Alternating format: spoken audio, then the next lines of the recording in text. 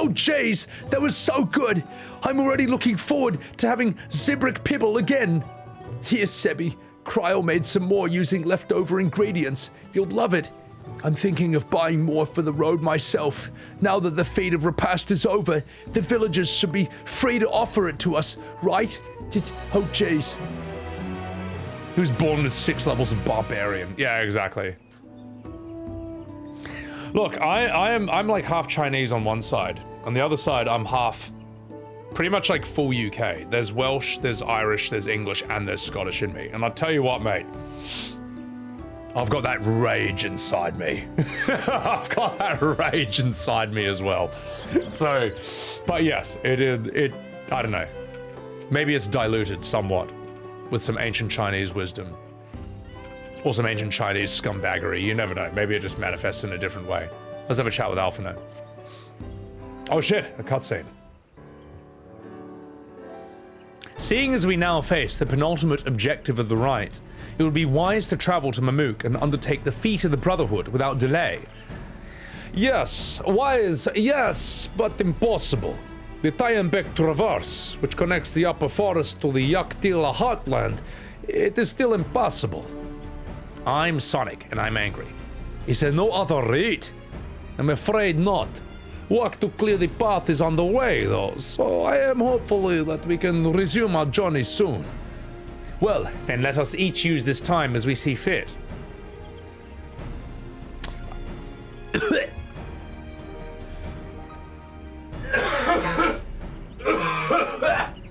Oh gosh, I'm sorry. I'm Alphinaud and I inhaled a bit of spit and I had to cough it out onto Alisaie's face. However, I for one would like to explore the village's surrounds, if Aaron Vile would oblige me with a tour. Very well, I have no other engagements. There's nothing else going on in this expansion. Then I will come with you, if only to prove that I have no place in this expansion at all, and no lines, and absolutely nothing to do. Though I shouldn't rejoice in our delay, it does afford me an opportunity to look in my grandfather's purported visit to Yaktale. Oh jeez, that's right. Mablu did say something about a foreign mage coming through here decades back. Well, I'll come with you. Do you want to join, Sebby? I have nothing else to do. All right, then let us reconvene here after our respective diversions. Coupe.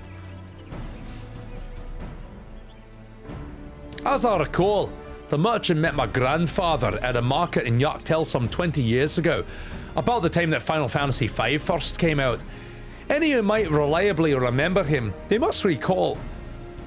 Must therefore at least be middle-aged. Let's make inquiries wherever we can. Ya fucking cunt. Sorry. It's just Krile being Scottish.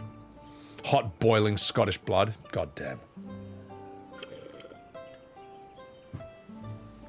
Surprised he had a line to Valnor. I'll tell you what, the more I play this, the more I am like both shocked and offended at how few lines the Scions have. Like, I noticed there were like 5 or 6 lines where, there were like 5 or 6 scenes where Urianger or Alisaie showed up and they said nothing and then they fucked off. Like, that's really bad, man. That's really bad, bro. It's not good. You saw someone called Wuk Lamat in WoW and they were bald female human. That's heaps funny. A grizzled villager.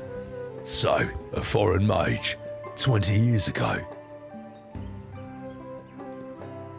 Yeah, I remember him. It's not often we get visitors from across the fucking salt, let alone travelling with infants. Baby girl, as I recall. I only saw him passing, mind. If anyone were to know more, I'll wager it'd be Hunmu Rock. He was already ex-Brax Rax then. A baby girl? Fuck me in the scrotum. It couldn't have been. Thank you, sir. That information is very helpful. Aye, no problem. Now fuck off. Alright.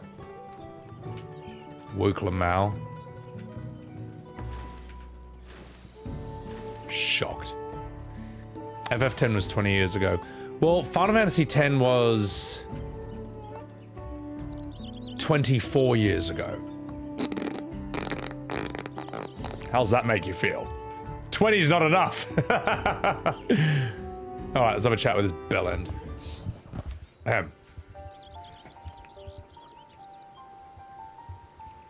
Hello again. Do you require assistance, you fucking minge? A foreign mage passed through the Brax roughly 20 years ago, possibly carrying a young child. Do you remember him?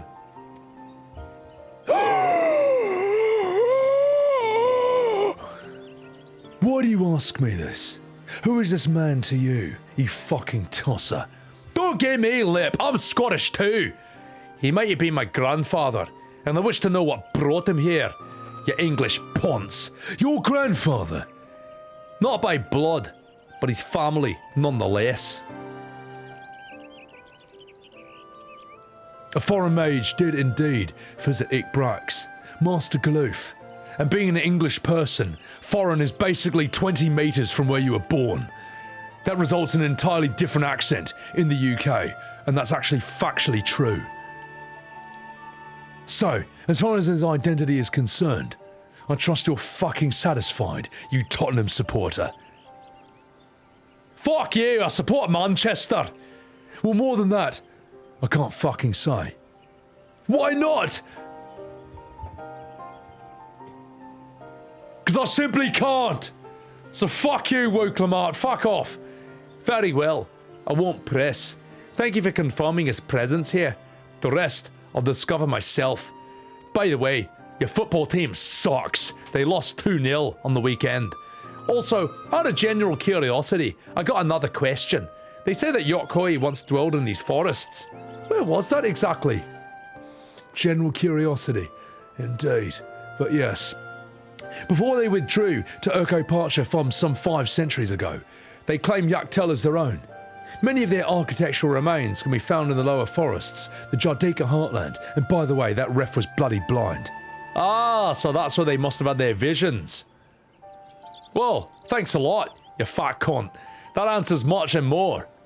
Listen up, you fucking tosser. I understand what it means to long for one's family. So believe me when I say, though, that though my position forbids me from aiding you further, I wish you nothing but success.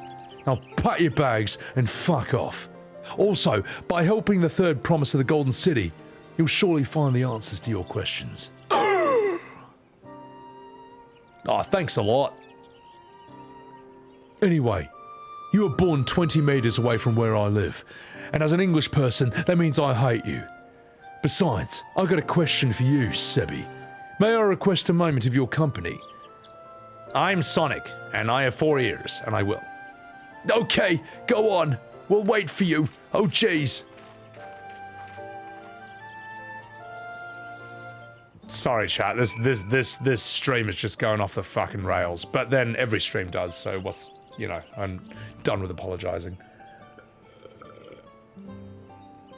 FF9 was your fave, and your first into the series? Yeah, FF9's sick.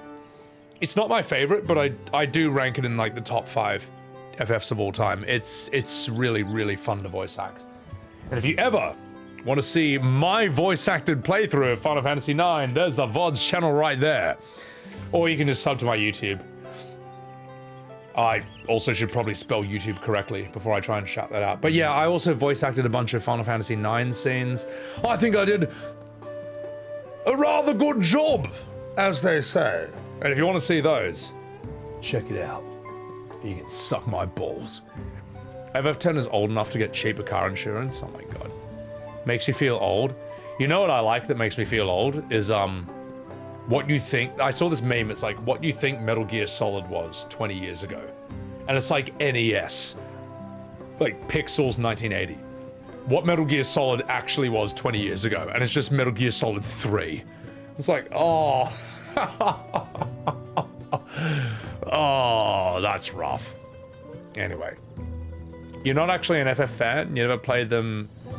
You never played the games for... Hang on. Never really played the games for Into 14 based on MMO recommendation.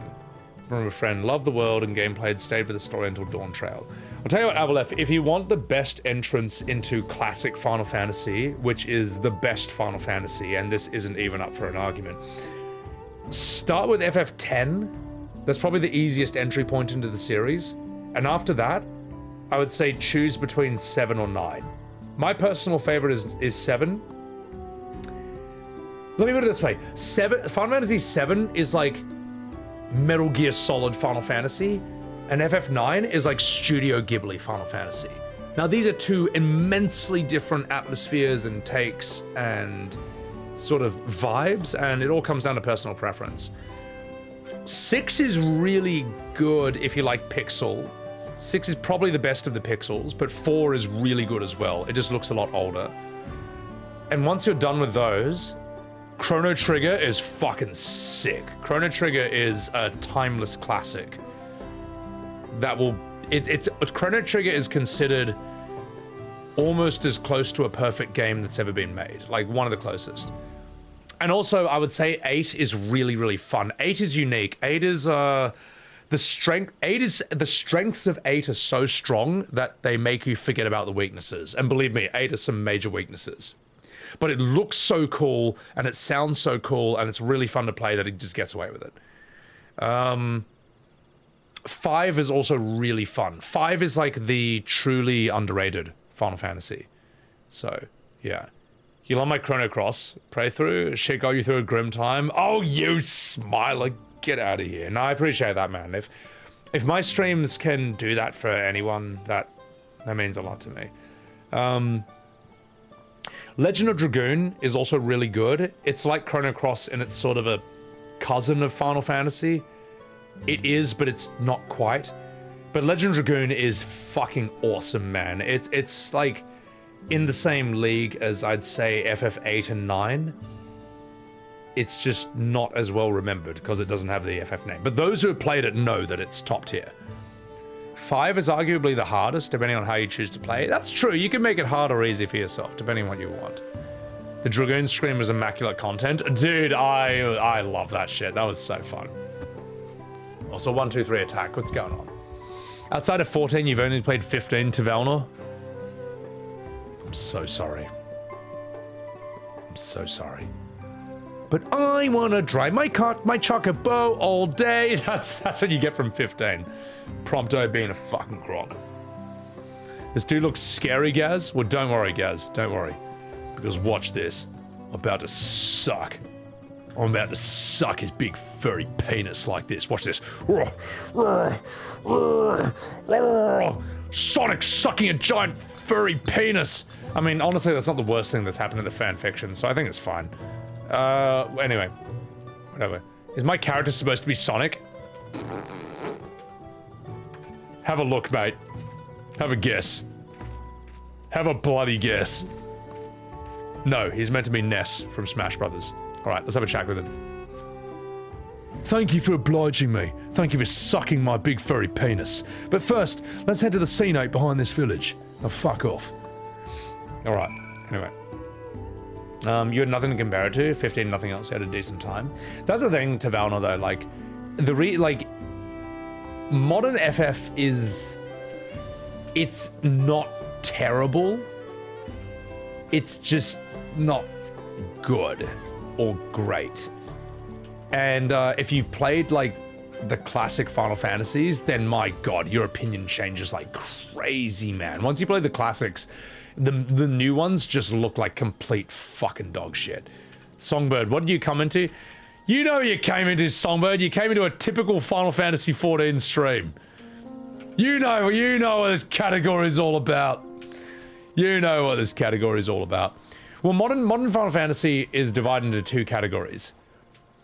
It's either a mixed bag, like FF16, where it's good, then shit, then good, then shit, then shit, then shit, then good, then shit, then shit, then shit, then good, then shit. Or it's like FF15, where it's good and bad at the exact same time in every single moment. That's 15. That's kind of what modern FF has kind of fallen into. This looks like Sonic before they fixed the CGI movies. Look, Gaz, this Sonic, my Sonic, is better. This is better than what you would have gotten for before the internet bullied them into changing it. So, you can have a decent time if you have no expectations. That's not good enough, though. That's not good enough. Because the foundation of Final Fantasy's, like, the reason Final Fantasy has gotten away with making mid-crap mixed bag games for 20 years straight, the reason they've gotten away with it is because from FF4 to 10, they were some of the best games in the world, and their legacy was so strong that we put up with complete horse shit for 20 years. They're like Blizzard in that regard. Like Blizzard, like Diablo and Warcraft and StarCraft was so good that that Blizzard fans put up with complete shit for years straight, except they caught on to it faster than we did. Anyway, Carisho Dawn, thank you for the follow. If you'll excuse me, I've got some furry penis to suck. Never mind, it's a cutscene. So, ahem.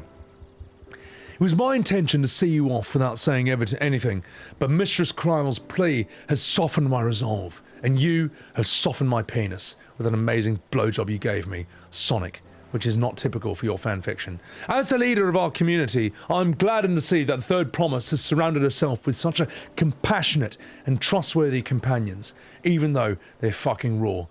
Would you tell me of her journey thus far? Okay, here's like 500 pages of exposition. Here's like 5 expansions worth of lore.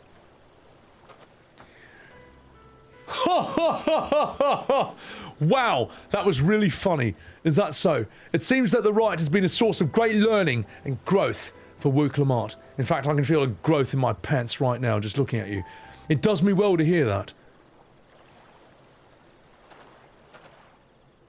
My daughter would be about her age. Girls are rarely born amongst the Expral. When she arrived, the village was elated. Such joy I felt when I first held her, and pain when I found her at the bottom of a C note. What's a C note again? Wait, what's a C note? Well, anyway, she was dead. 3 years old. An accident, it was said, but I knew better. She'd been pushed. Though we never caught them, a suspicious figure was seen fleeing towards the Jatika heartland, towards Mamuk. Once bitter enemies, the Mamulja and Expral had learned to live in peace. But who could doubt the intent of such a reprehensible act? Oh, a C note is... Oh yeah, it's those quicksand pits. That's right, yeah. By targeting the child who would one day lead her people, the criminals sought to undermine the future of Expral.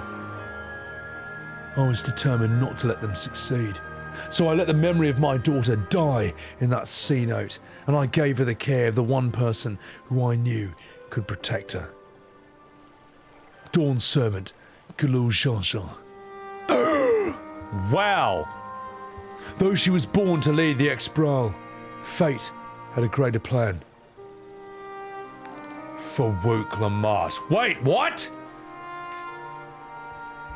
So he's Wuk Lamat's dad. Oh! Okay. Razukhan, you're back from the office and I'm still streaming. You're damn straight I am. Thank you. For the 2 years ever. God, I read the chat at the same time. For the 2 years. You fucking cunt. Appreciate it. Did I do any gameplay SVK? I've done... 1 dungeon and 1 trial. That's a lot, right? Game then grave. Good old Dawntrail. I'm gonna hit the grave after this stream. So, all right. I thought he said his daughter died. Okay, never mind. You know, it'd be funny if there was like a flashback of someone who pushed her, and it's just my Gronk from Baldur's Gate 3. It's just my character from Baldur's Gate 3. Because in my playthrough, I threw a lot of children, alright? I threw a lot of kids off a lot of bridges. And I always saved scummed, alright? I never lived with the consequences of my actions. But I still did it. In fact, here's the proof right here. Here's a typical moment in my Baldur's Gate 3 playthrough. Throw child. I think I might have more than one video of me throwing children in this game. Gronk throws a child for fun. Look at that charming face, mate. Just look at him. Look at that. Look, it took me 4 hours and chat's assistance to make my main character look that good. I want a pet elemental, but Mumbus says I'm not old enough. I wouldn't let it die like the goldfish, though. Listen up, kid. The only thing that's dying around here is you. I'm your mother.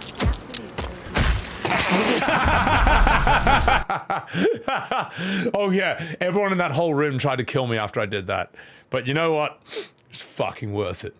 Oh, I threw this child as well. I threw a lot of kids in this playthrough, man. Let's see what happens when we lie to a child. Until she tells me that herself, I'm gonna hang on to it. Thanks. Don't be shy. Have a gander at the finest stock.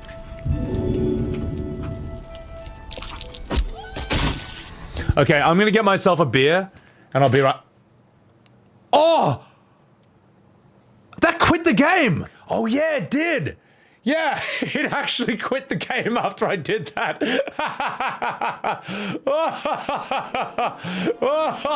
Oh, I was a bad person in Baldur's Gate, man. And if you want to see more of my filthy performance, if you want to see more of my crimes against humanity, then sub to my YouTube, because that's where all my crimes go. That's where all my crimes go. I threw a child into a river. I threw a lot of kids. I can't be expected to remember all of it. So, Dark Urge when, Miss Colette? I do want to do a Dark Urge playthrough at some point. Just not yet. I got a lot to do first. So. Only the Dawnservant and I know the truth. But now, I must take you into my confidence. For one reason. You fucking minge. If the villain who attempted to murder my daughter was indeed a Mamook, then rancor towards the ex-Brawl still burns. I was caught off guard once. I will not suffer the same tragedy again. So I ask you, not as the Dawnservant's elector, but as a father and a fucking minge, to watch over the third promise. Defend her from her enemies that might be lurking in the shadows.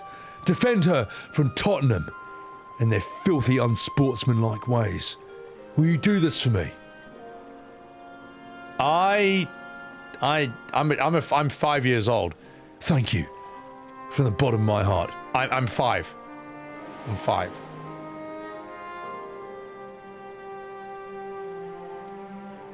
Oh, fuck, I skipped the dialogue. Oh, whatever. Will you hear my questions and answer me plainly? Address me not as the ruler of Tuliolal, but a concerned father.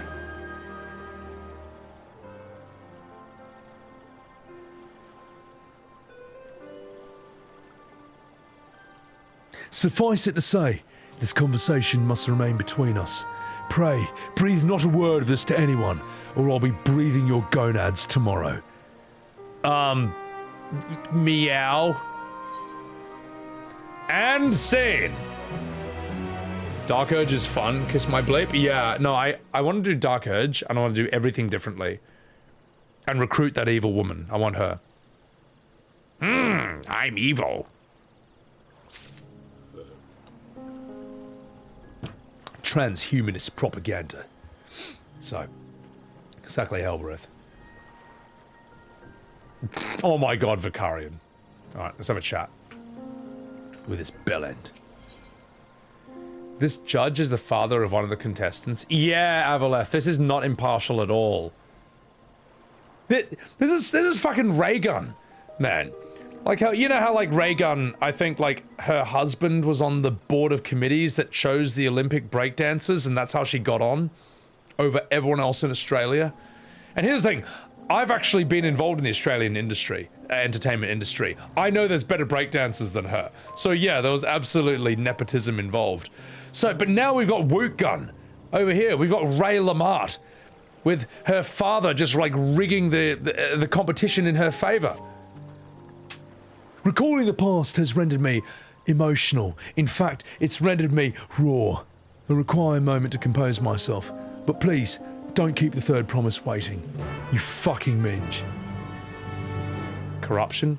You know what the sad thing is, right? Like, because Australia is so notoriously uncool, and we don't have swag. There's a reason we don't really have a hip-hop scene here. We don't have the swagger. to pull it off. It's not us. We're redneck Islander English people. Australia is basically English people in permanent Dawntrail. You know, that's kind of the best way of looking at us. There were people who looked at, like, the abysmal performance of Ray Gunn, which I do think is iconic in a way. And they're like, oh, it's hilarious, you know, it's hilarious, you know, it represents us. And it's like, well, it did steal an opportunity from someone in our culture who's actually a good breakdancer. But at the same time, it is really Australian.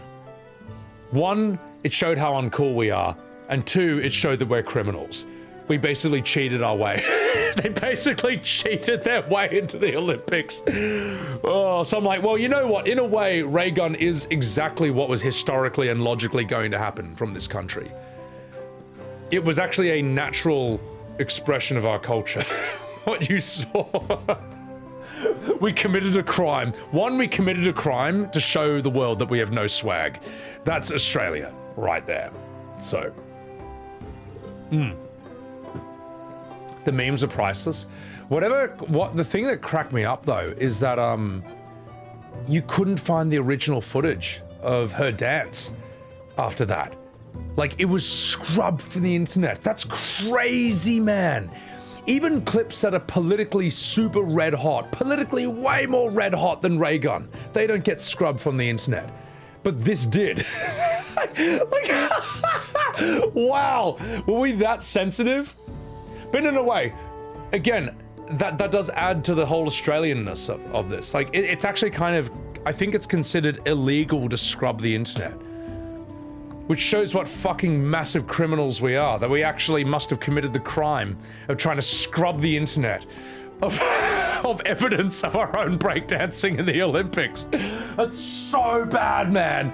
Now that I think about it, there's actually so many layers of crime and uncoolness that it is the most Aussie thing we ever could have done.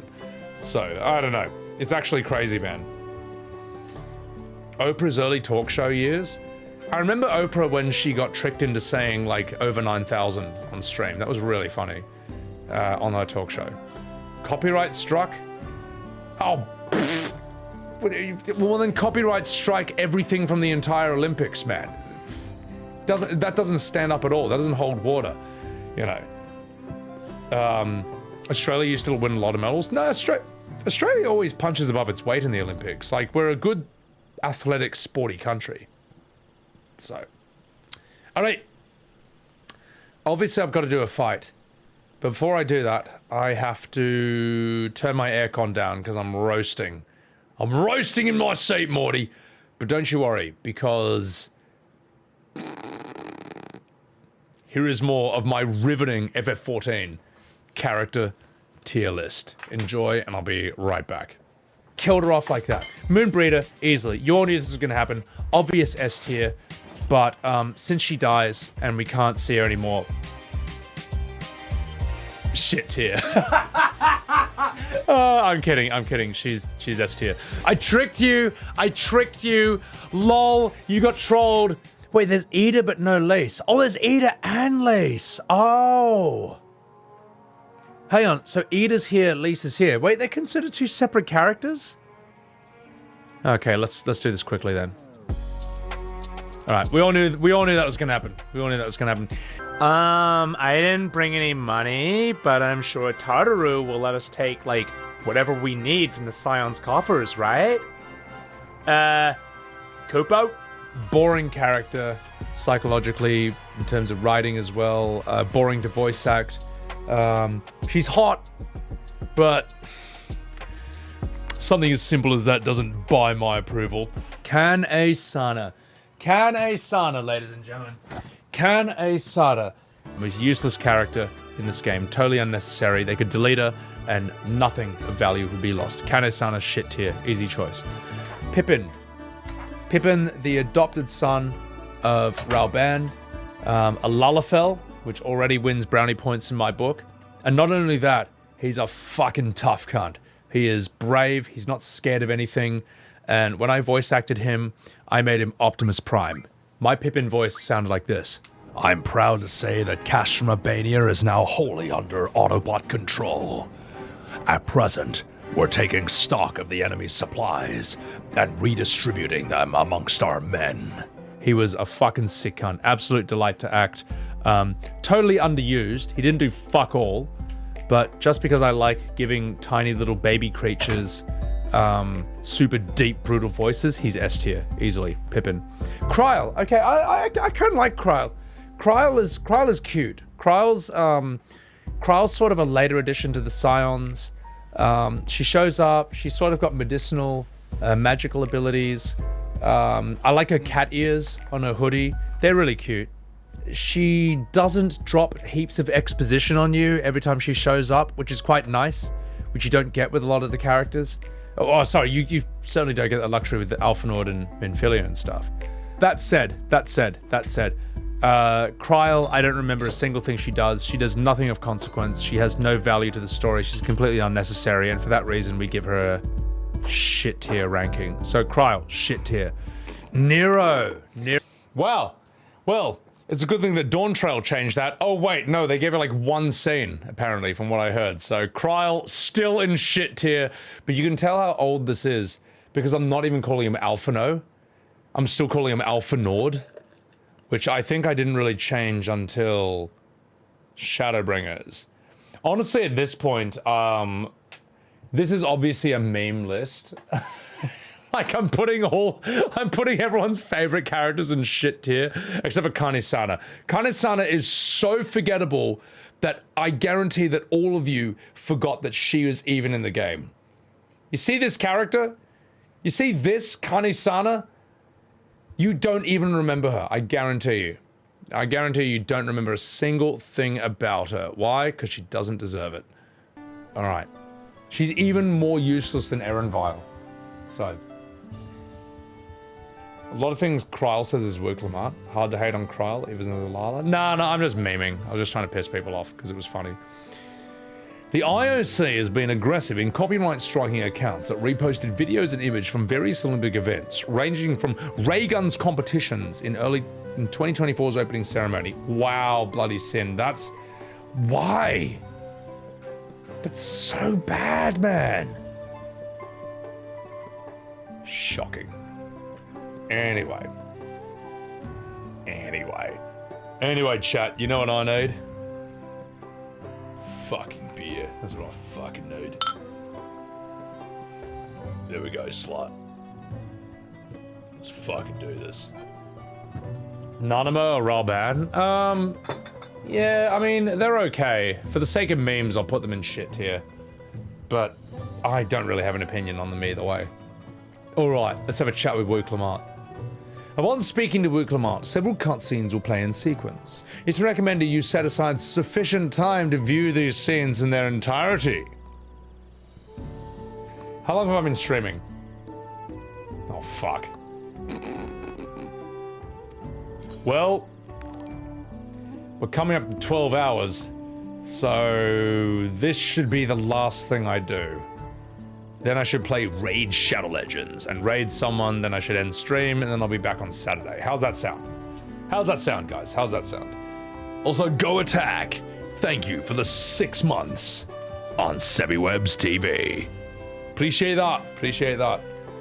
It's easy? Yeah. As much as I would love to stream until the hate death of the universe, I don't want to be completely fucked for Saturday. So here's what I'll do.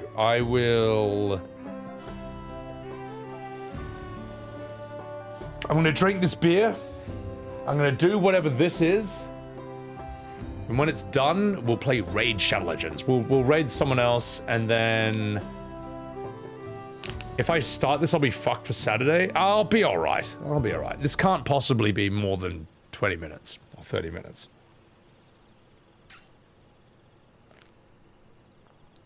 Right? But when I say Saturday, I don't mean Australian Saturday, I mean American Saturday. So I've still got like a couple of days to recover. Anyway, enough fucking about. Let's do this. Time to find out. Get ready for my voice acting. Oh jeez, you're back! So, what did Han Maruk want? Oh gosh. Shush. What? He's actually my dad? Oh, well anyway, that was just a lucky guess. Oh well, you don't have to say. More importantly, Tyenbeck Traverse still isn't clear yet. Something about even more rocks. Well, then I think I will take the opportunity to rest. All that cooking and preparing, it has worn me out. Wait, why am I Russian? I'm fucking Scottish! Fuck's sake! Sorry, that was Krile having a bit of character development.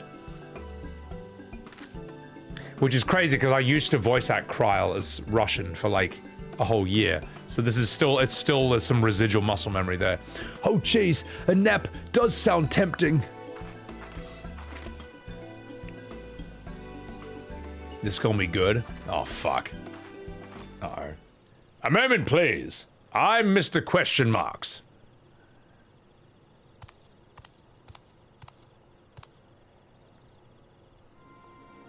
You're one of Bakool Jaja's. What do you want? I'm Sonic. I've come to fetch you. You're welcome to refuse, but I know that would be most unwise. And why's that? I'm sure your salted friend has an idea. What do you think? Kupo?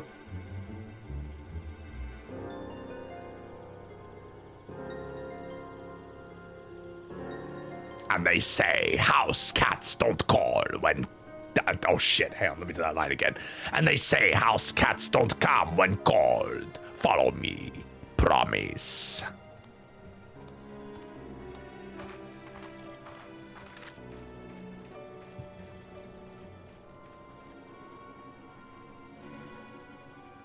I've just signed up for an hour of cutscenes, haven't I? Fuck. It's fine. I'll do it. What is the meaning of this? And how far do you plan on taking us? Oh, jeez. Well, chat, as long as you enjoy it, I'll live with it.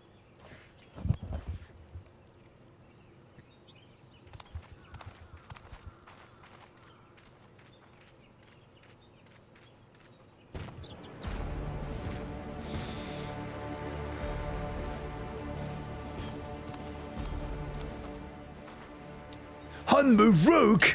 I think that's how your name is pronounced. Oh, jeez. Bakool Jaja, you snake.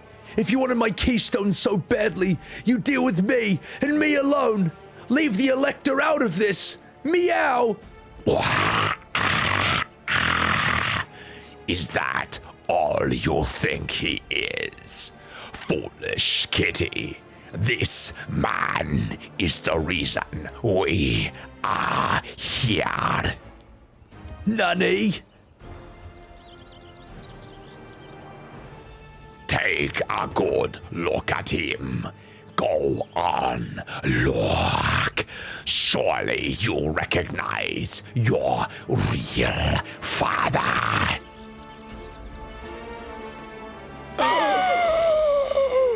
You don't believe us? Then ask your trusted sellsword.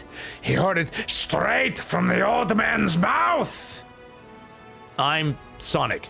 Is it true? Is Unmuruk my... Meow? And yeah, he's totally your dad. Your silence says it all. Oh jeez. Now you understand the situation. Let's see those keystones.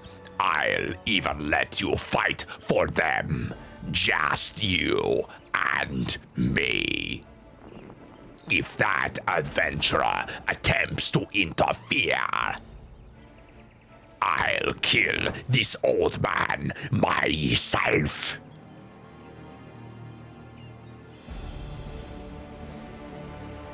Oh, I'm angry. You despicable, heartless fiend. Kinsman or no, I won't stand for you taking hostages. Come on then. You want to fight? I'll give you a fight. Hiss.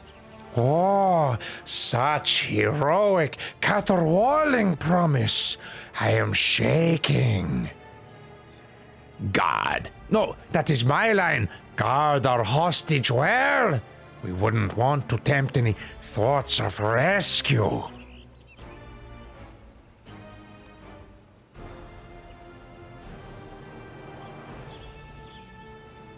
By the by, house cat, they've been instructed to put Papa Dearest down when you lose. Hopefully he has settled his affairs. Stay back, Sonic. Don't worry. I'm not losing to the likes of him. Okay. You do you. Well, what are you waiting for, you blessed bastards? It's 2 against 1. Don't tell me you're scared. Don't tell me you're a pussy.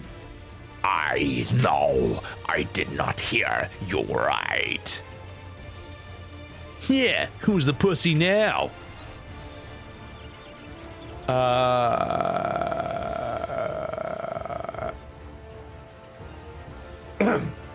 Lamat, what's up, mate? Oh my god. Alright, let's do this. Hey, don't worry. The scary adventurer won't try anything funny. So fuck you. Foreign scan. Who are you to mock me? I will kill you. I will kill you all. Don't look away, Salt. I want you to watch as I tear your beloved promise to shreds.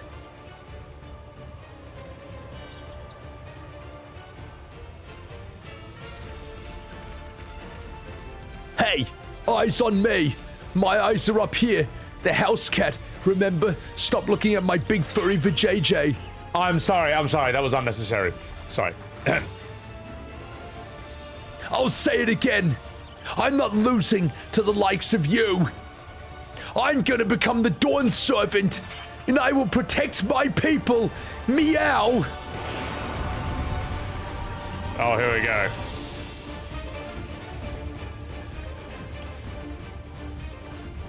In this battle, you will play as Wuk Lamat instead of talking to her.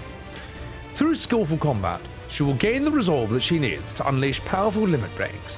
Not only do these attacks deal great damage, they will recover HP. Use them early and often to emerge victorious. Oh my god, she's so cool. Also, Llama, thank you for enjoying my Bakool Jaja. I do enjoy this. It's a lot of fun. I'll tell you what, just 1 second, chat, before I forget.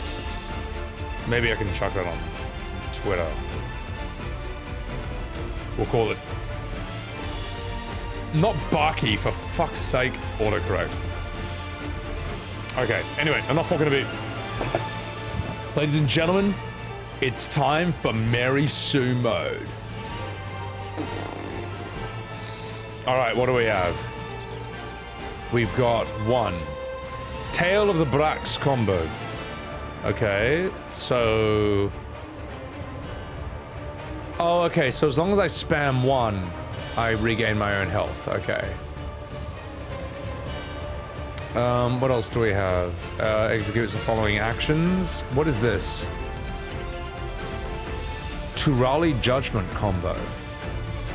I don't really see the point of this. I feel like 1's better. Luanatima Pulse. What is this? Increase your maximum HP by 20% and restore the additional amount increased. Ah, okay. So that's sort of like a heal you just use off the bat. Okay, you can increase the addition of heal recovery. And what's this? A range attack? Okay, we can always fuck around with that. Rushes them and delivers them with a potency. Ooh, we can rush them. And then we have a limit break. Alright, chat. This is my Disney moment. You watch, chat. You watch as I first try this. Oh, 1 is single target, 2 is AoE. That makes sense. Alright. You know, fuck you about. Ladies and gentlemen, this is for the greatest character in the history of Final Fantasy XIV.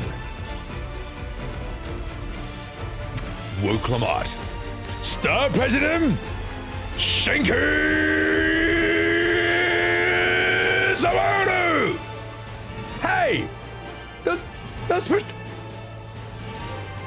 supposed to rush them down! Am I not close enough? Oh. Sorry. Thought I so rudely interrupted. Let me try that again. Shinky! Ooh! Welcome to hell. Oh, behold the amazing combat. Oh, the Dawn combat right here. Oh, shit, I just took a lot of damage. I should have saved my heal. I'll cut you to shreds. Hey, they said that was a 10-second cooldown. All right. Oh, fuck. No, the duration of my heal is 10 seconds. Oh, whoops. Well, I know now. The range. I'm gonna range myself. Oh, help. Oh, jeez. I know this mechanic. It's not gonna work on me. Oh, no, not the death wall. Oh, God, I didn't realize there was a death wall. Okay, I need a heal. With my one combo. Oh, this is not looking good, chat. This is not looking good. It's not looking good. This is looking really bad. It's looking bad for Wuk Lamat. Oh, God, this is looking bad for Wuk Lamat. Oh, God, help me. Oh, God, help. Help. This is too hard. It's too hard. Why would they make this? Why would they do this? No, stop it. Stop it. Oh, my God, help. Oh, meow. Oh, meow, I'm just a house cat. Stop bullying me. Stop it. Go away, you bastard, you piece of shit. Oh, fuck. How, I get close? Close. Then I won't go all the way to the wall. Aha. No.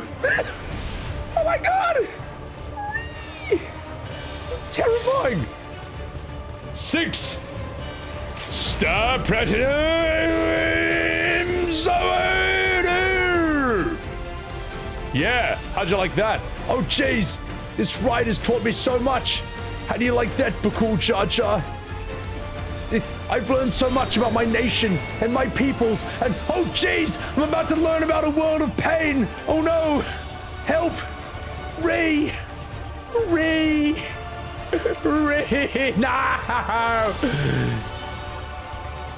Listen, you cunt. Ooh. Oh. Bro. I'm a genius. You see me adapt on the spot. Just remember, I'm the best Final Fantasy XIV character ever. How do you like this? Oh shit, what's he gonna do? Here, kitty. Oh, fuck off. That's that one. No! Okay, well, I know what to do now. Come on, heal.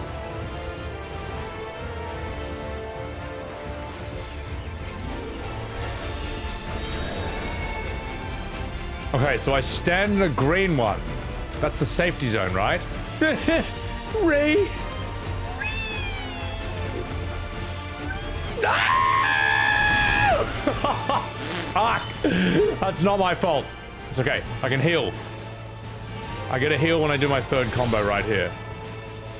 Ah, see? I get another heal. And I've gained strength from my resolve. So take that, haters. Take that, everyone who didn't believe my combat abilities. Oh, it's you butt plug. Yeah, how about this, mate?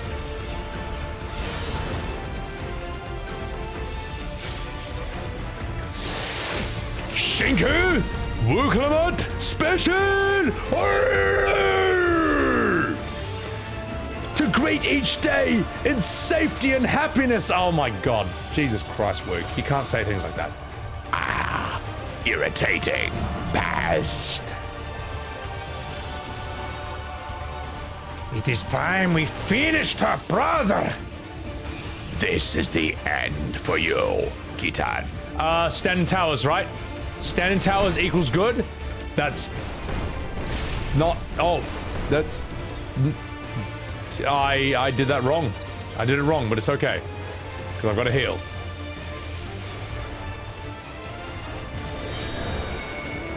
I don't understand this mechanic at all, but I guess, okay,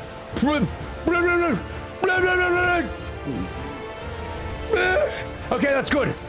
Ah, you have him push you into a green one. Okay, I understand it. I get it now. I understand. Wuk Lamat gains strength from her resolve. Come on, more heals. Where are the eels? Okay, stand in this one. This is how it works. Watch this, watch this. I'm gonna pull this off. Boom. Boom. I am the greatest Final Fantasy XIV player in the history of this game! Star Platinum Sawudu! Oh jeez, I must carry on Papa's legacy for his resolve. Flea ridden pest. Why won't you die? Oh jeez, because I'm the main character and I have plot armor, so fuck you! Supreme Standard? I don't know what this is. I don't know what this is. I don't know what's gonna happen. Oh god, help!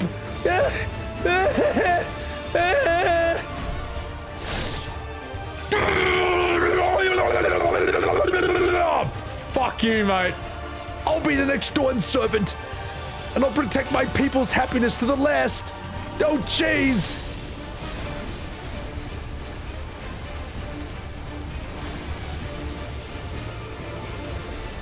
That's why there's no way I'll lose to the likes of you!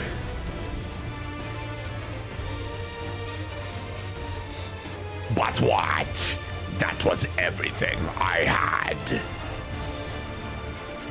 I can't stand it anymore. Attack!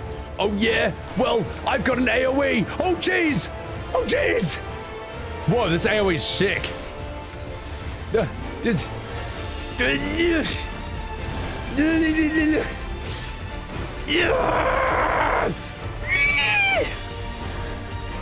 this AoE rules, man. This looks so sick. She turns into Sonic the Hedgehog.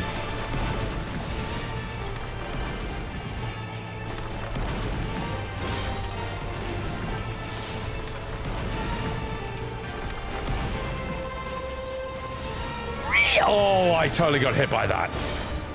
Listen, you fucking butt plugs. Welcome to hell.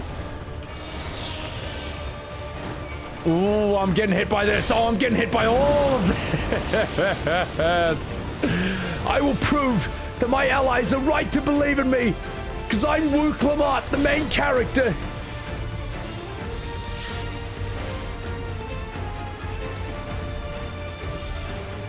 Oh my god!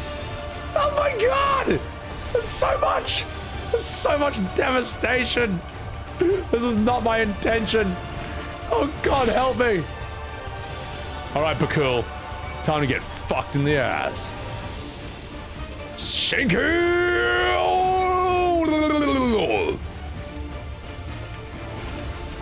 I will AoE the fuck out of you.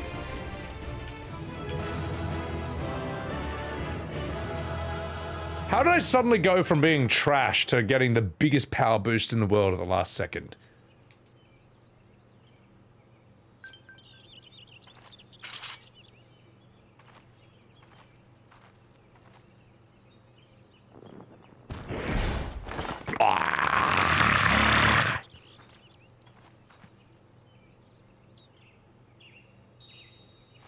Bad writing. Plot power up.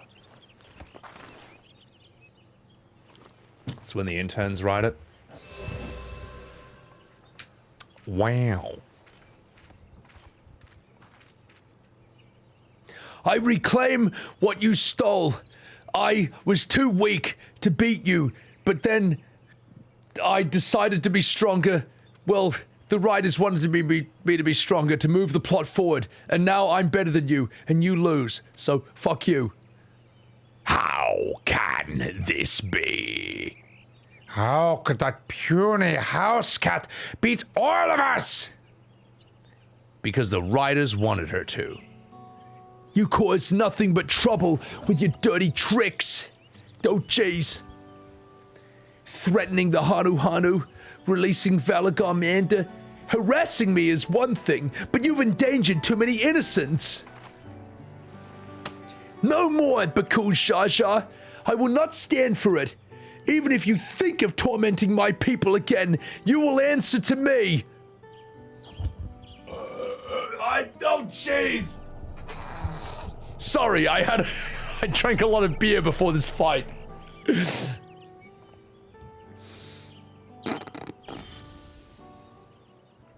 Just 1 second, chat.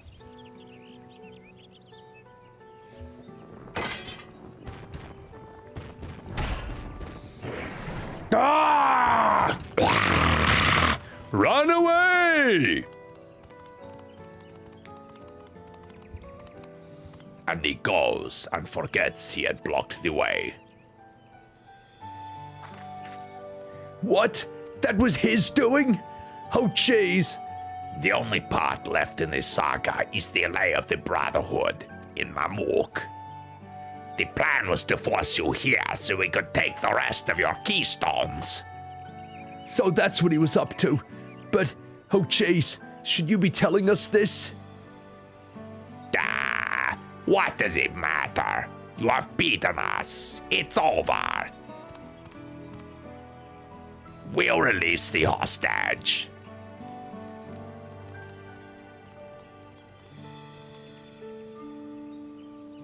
I'm Sonic.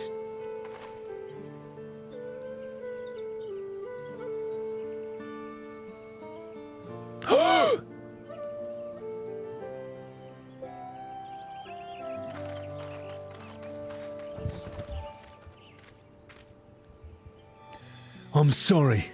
I was careless. I was a fucking bellend. Are you okay? Oh, jeez.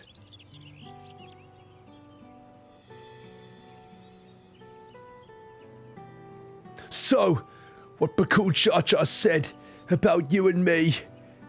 Aye, but to single-handedly defeat Bakool Jaja, you truly are the Dawnservant's daughter.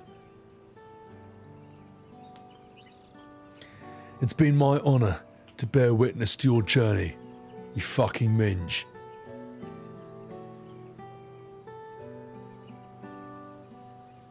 Promise! Yes, that's what I am. I'm also the main character, and more important than the Warrior of Light. I'm Bakool Jaja's daughter, Tuliola's next Dawnservant. Oh, jeez. Come on, let's rejoin the others.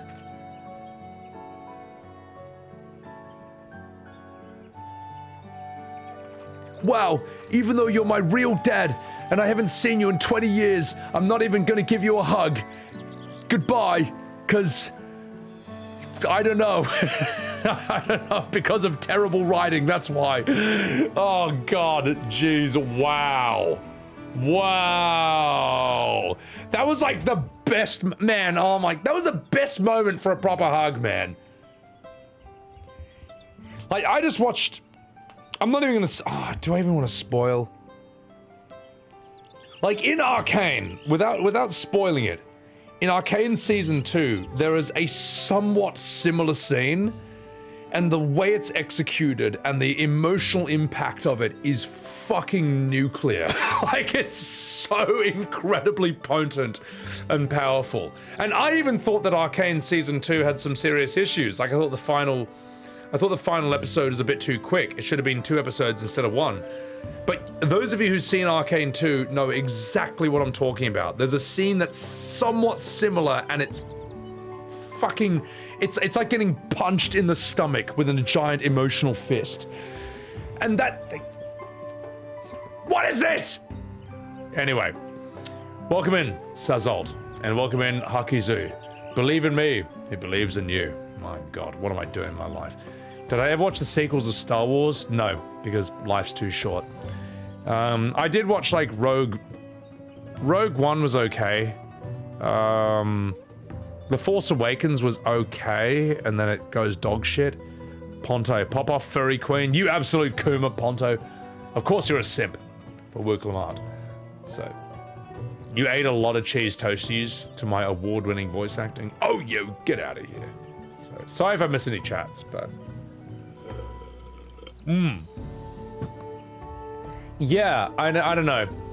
I don't know. Oh my god, it's Bowser from Super Mario. Well, welcome in. Now that's our entrance right there. Square Enix is giving you the middle finger. They've been giving me the middle finger for 20 years. Alright, let's have a chat with Wuk Lamat. Oh jeez, seems we were the last to return. I'm glad everyone made it back safely. But Bakool Jaja won't be the last person to threaten those I care about. I wanted to prove to myself that I can stand up to such villains, even when I want to stand alone. Which isn't to say I won't ask for your help when I need it, but oh jeez! I know I need that better than now. Oh gosh. Oh fuck, another cutscene. Alright, let's do this. I actually didn't mind playing as Wuk. Earlier, in the Second Promises camp...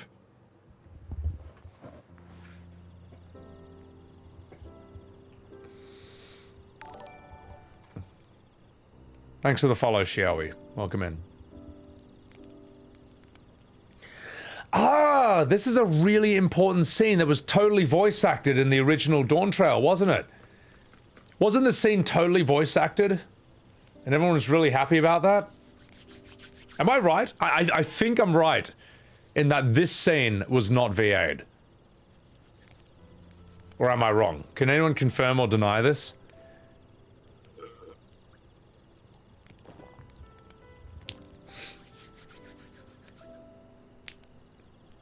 It was VA'd? Oh, okay, never mind. Oh, well, then I look like a silly sausage. Well, I'm gonna VA it better.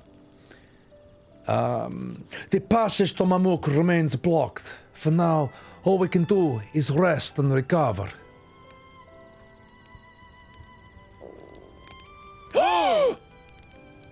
Perhaps with a meal, as my sister would no doubt suggest. Shall we borrow the kitchens and prepare some Seabrook pipiel? Yes. My milkshakes bringeth all the boys to the yard, and it seems that thou hast taken a liking to the dish. As we learn to appreciate the unfamiliar, it is only natural that we develop new affinities. There is no shame in this.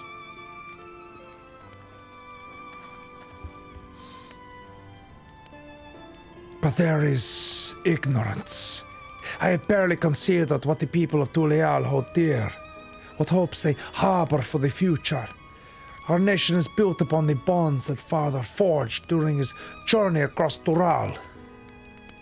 But so single-minded have I been in my advocacy of foreign innovations, I fail to understand my own people.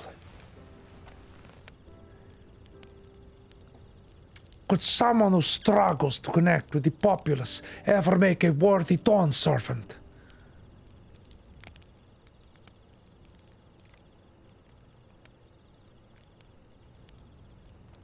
To understand and connect with people is by no means easy. By all means, my nose connected with a line of cocaine off a bun girl's ass last night, so I know what I'm talking about.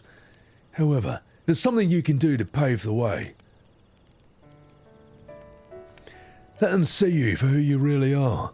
What makes you laugh and cry and rage. That sort of honesty is the first step towards mutual understanding and connection. And by the way, thank you Turvan for the follow. Greatly appreciate it. Welcome to the fucking channel. I'm Thancred. Understanding begets a fellowship, as my father said. And yet, what you suggest, it does not come naturally to me.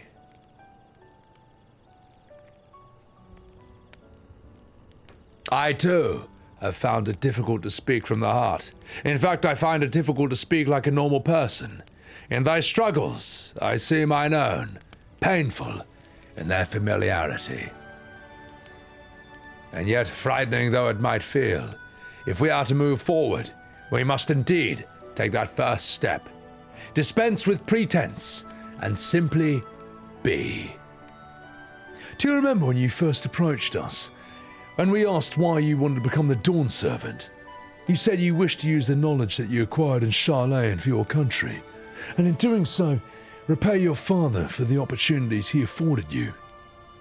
What won me over, it wasn't your ambition, but your motivation. You let your people know this, and in time, they'll come to support you, as we do. You can't hide behind that stoicism forever. Besides, I'm hiding a bag of cocaine the size of a fucking Toblerone in my pocket, and you can't even see it. Do you understand the lesson I'm trying to teach you? Of course. Very well. I'll make a much greater effort to become myself by not being my usual self so much.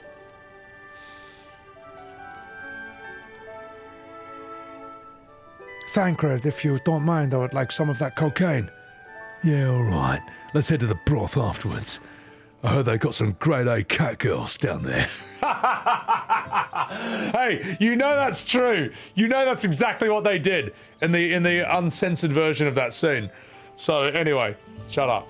So, also Medikite, welcome in. This music, I actually like that music. I think that music is good for that kind of scene. But Machinations is way overused beyond belief. It's like shocking. So yeah. Yeah, okay, so that scene was voice acted. All right, well, I look, I can't match those voice actors, but I hope that you know what? I'll guarantee you the original V8 scene did not have Thancred and Koana doing a line of coke off a cat girl's ass, all right? So, therefore my scene's better. Also, Tervan, I'm trying to fix this. I'm trying to fix Dawntrail, I really am. Sure, this version of Dawntrail is a bit different from what you remember. Well, as long as it's more entertaining, that's all that matters to me. Torsten, wait, that was one of the scenes that was voice acted, that was a problem? I have a question, chat, like... I voice acted every single, you know, cinematic cutscene here that I've gotten. Were there any ones that weren't voice acted? Like, can you name me or reference me any ones? Because I hear there's some really important ones that were not V8, and I know I haven't come to some of them yet, but that's like crazy that any important scenes weren't V8 at all. Pendrax, why do they cut out the cocaine part? PG rating.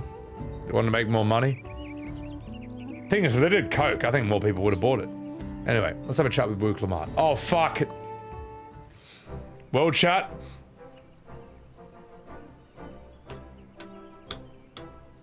Something tells me this scene wasn't voice acted by the way that it's been filmed. Also, Pendrax, thank you for the follow. There's more unvoiced than voiced? That is just... How? How? Look, Square, I'm sitting here by myself. No one's paying me, except the ad revenue of this stream and the people who are kind enough to sub with primes or gift subs to other people. And I'm voice acting every single stream, every single scene for free. I'm working my fucking ass off here. How is not every major important scene in Dawntrail not voice acted? It's shocking. The one where Wuk Lamat's dad explained her past, that should have been voice acted.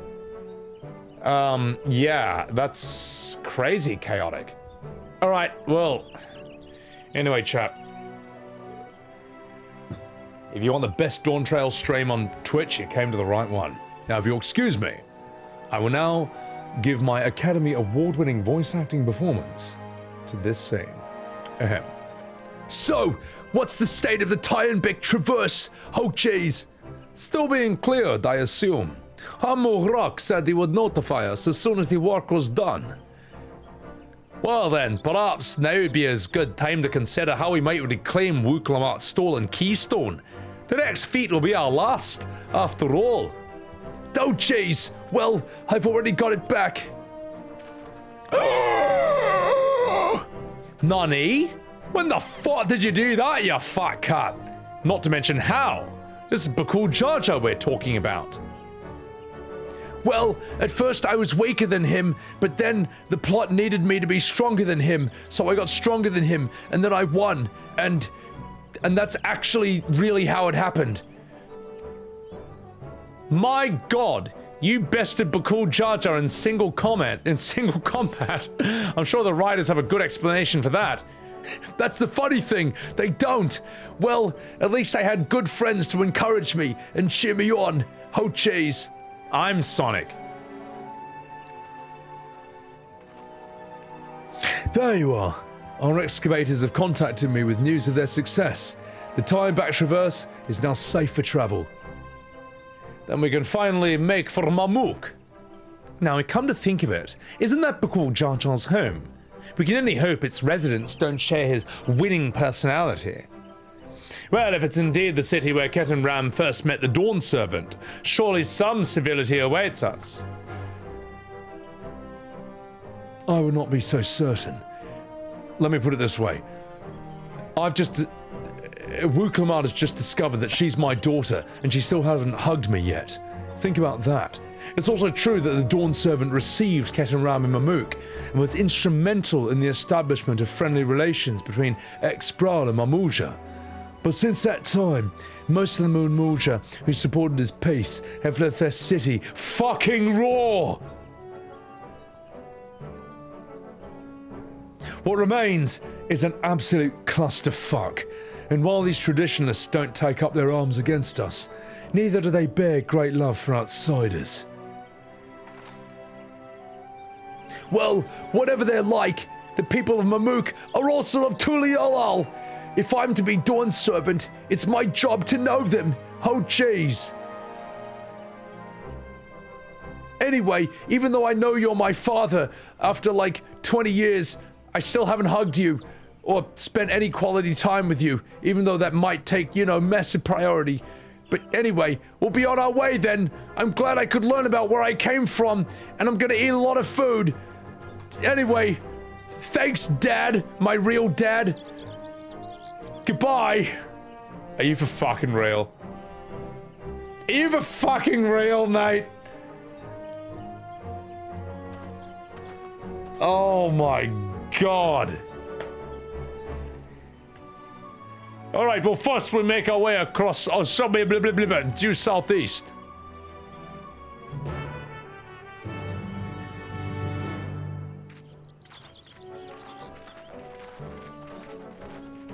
What? That's what? That's a real dad. How you've grown, indeed. Be too fucking stupid to give your real father a hug for the first time you've seen him in 20 years, you stupid bastard. What? What? Okay, that's the first time. Like, look, I can understand my time being wasted by the writers. I don't respect it. But they're, they're trying to pad out the sub time and waste my time for money. But that's ridiculous. That's her real dad. She hasn't even, given him a hug. A hug! What? That's so important, mate. That's so important. I'm gonna snooze this ad. I'm gonna snooze it. I'm gonna snooze it so no one gets interrupted, so I can whinge about this for another 5 minutes, man. That's ridiculous, mate. That is shocking. I'm really trying to fix this. I'm really trying to sort this shit out. No, Eben. No, wrong. Your opinion's wrong. You can't. No, it's your real dad, bro. It's your real dad. You can't just say, oh, you're real mad. You're my real dad. Fuck off. It's your real fucking parents. She doesn't know him. I feel like something, man. Are you telling me Wuk Lamat this entire time has had zero curiosity about who their real father is. Because let me put it this way. A giant cat woman's real biological dad is obviously not some giant two-headed lizard. Okay. He ditched her because he was afraid he didn't deserve anything? What? You know what? Here's the thing. Here's a problem with that, Eben. That's an intellectual argument. And humans are not governed by intellect. They're governed by emotion. And I think that emotion would override the intellect in that moment. That's what I think. And you know who first said that?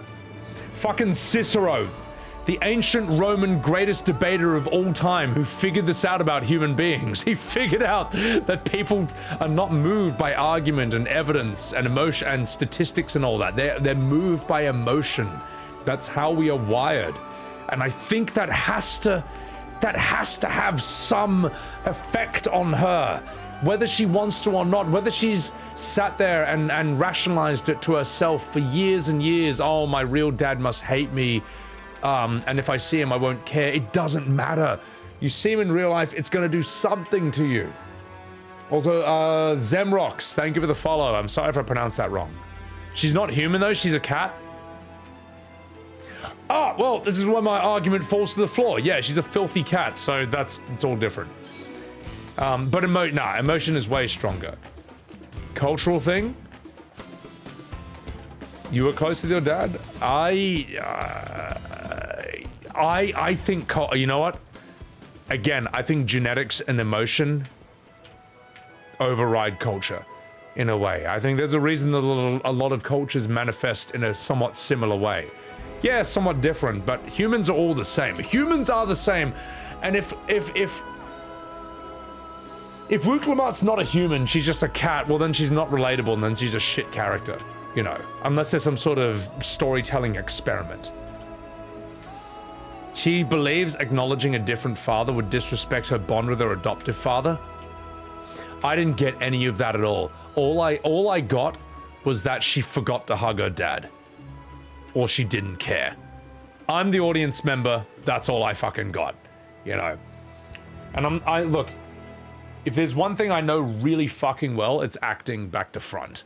And as a result of that, I understand storytelling in a...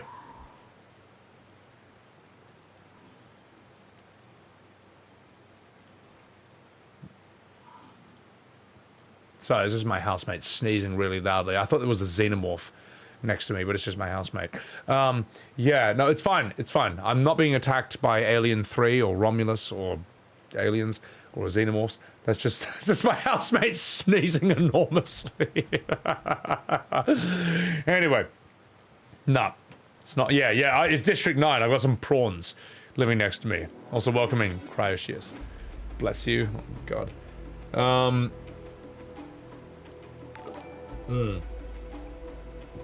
Manuel, thank you for the follow. There has to be some sort of response.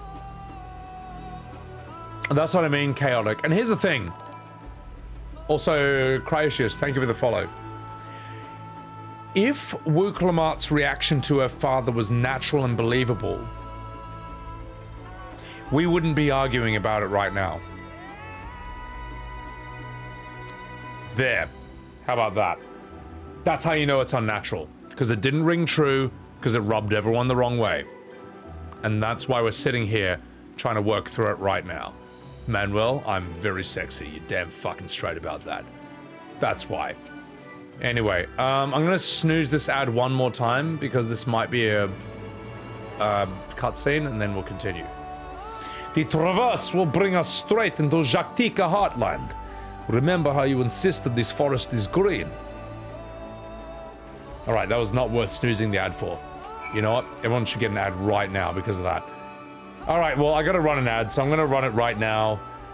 In 3 minutes, something interesting might be happening, or it might not be. Most likely not. It's Dawntrail. Anyway, see you in 3 minutes. Anyway, let's continue. Yeah, behind me, Mido? Yeah, it's fine. It's... yeah, I don't know.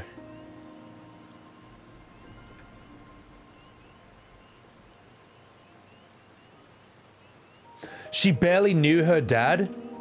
Cloud barely knew Aeris in Final Fantasy VII, and he has a fucking breakdown when Sephiroth kills her in front of him. How about that? How about that? Cloud knew Aeris for... Let me just count this up.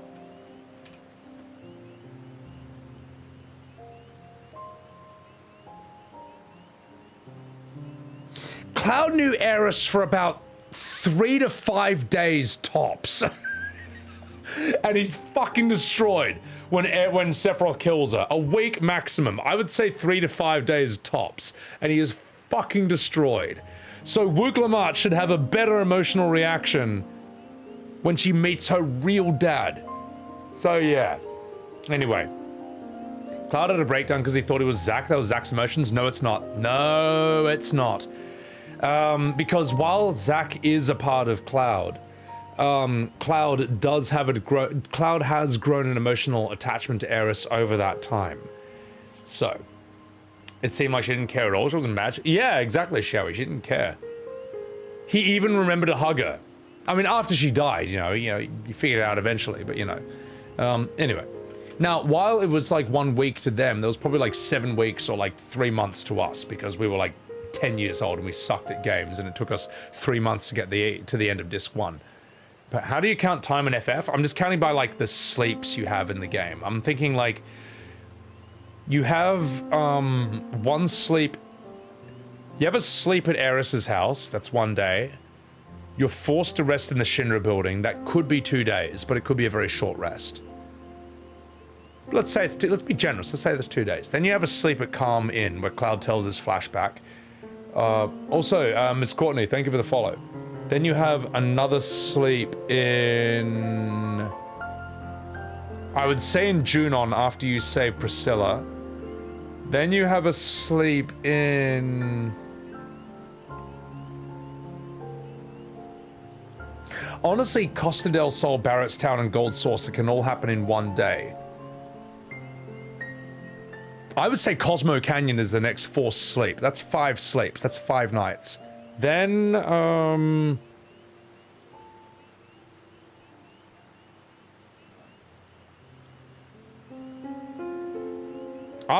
then you have 1 sleep in Gold Saucer, and that's when you go on the date with Aeris. And then it's Temple of the Ancients, and then she's gone. 1 week. 1 week. There you go. I calculated the minimum amount of time that Cloud has spent with Aeris. And it's 1 week, and he is fucking annihilated. He's destroyed after she dies in front of him. So, I don't know.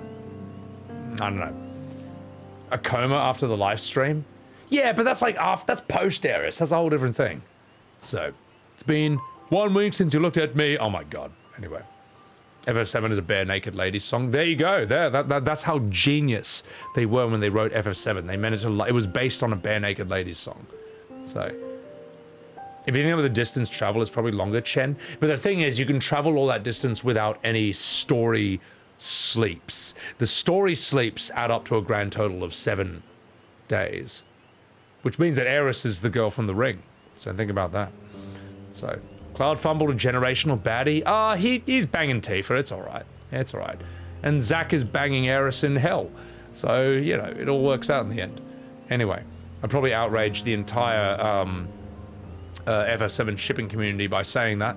And then, let's have a chat with Krile. Let's do this. The path is quite steep, isn't it? Let's take our time and ascend quickly, because I'm Scottish and I'm drunk. I'm plastered. Pack of Misfits, what's up? Jesus! Hang on, how long have I been streaming? Fuck, nearly 13 hours?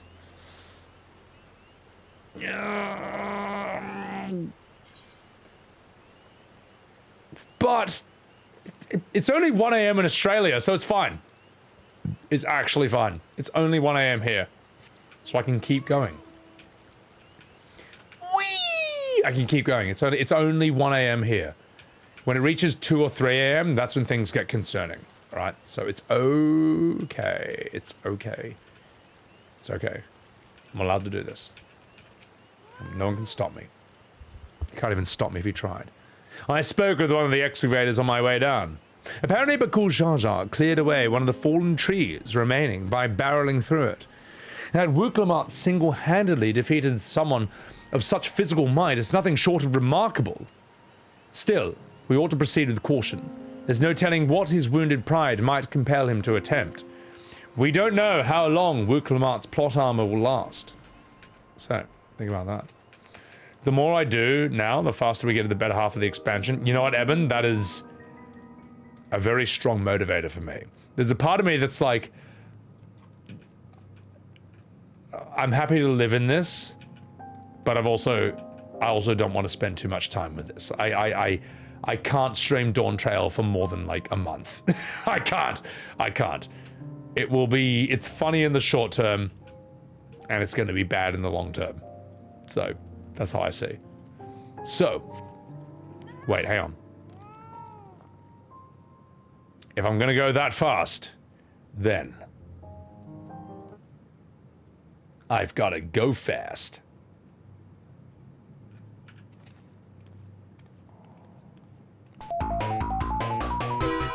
Yeah! Gotta go fast! Let's go! I'm Sonic!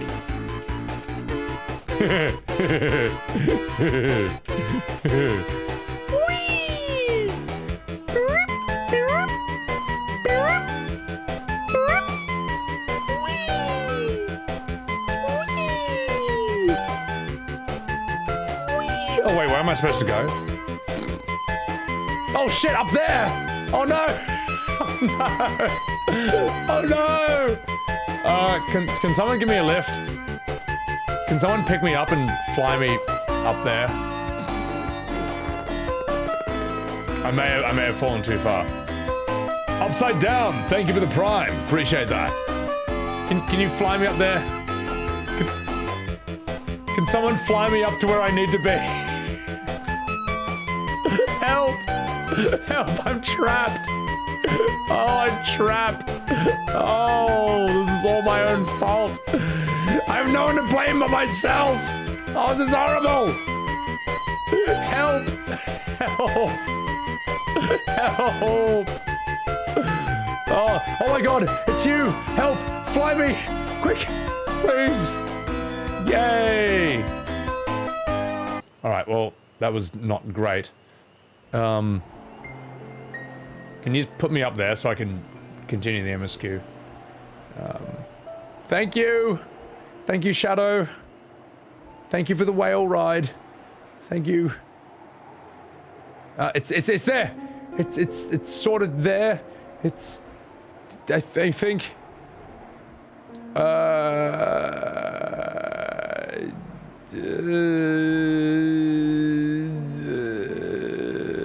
there! Thank you! Thank you! Thank you! Thank you, Mrs. Whale. Thank you for taking me on the magic school bus. Alright. Let's have a chat with Aaron Vale. Alluring, isn't it? In more ways than one. Take my pairing stone. Hold it close to the glowing rock. I didn't mean my testicles, but you grabbed them anyway, so it's okay, I appreciate it. Alright, watch this. As you hold the pairing stone in the soft glow, it affixes itself to the boulder with surprising force.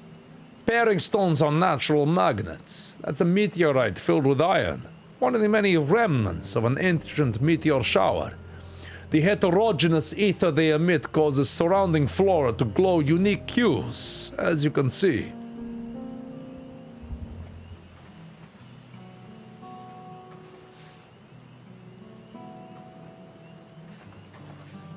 Oh jeez, so these glowing boulders came plummeting down from the heavens. Oh, Vidral be merciful.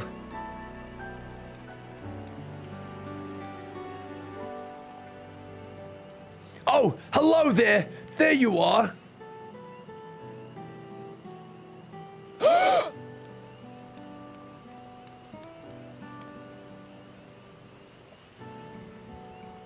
This area does look cool.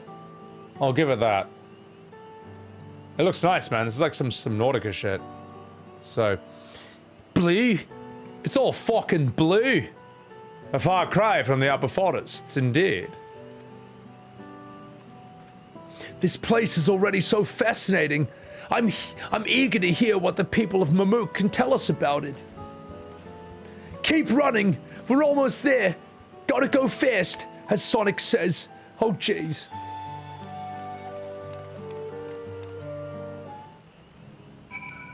Alright. Macalania Woods. Yeah, this is 100% Final Fantasy X. Hello.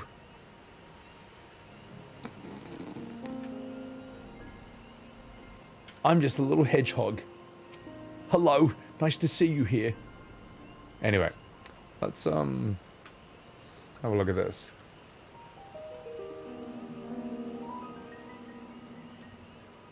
You know what though? I'm gonna upset people.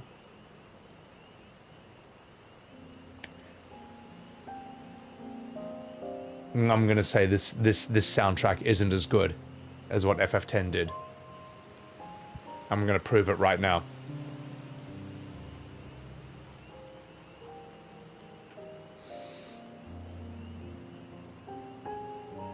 I'm gonna listen to the soundtrack for 1 second.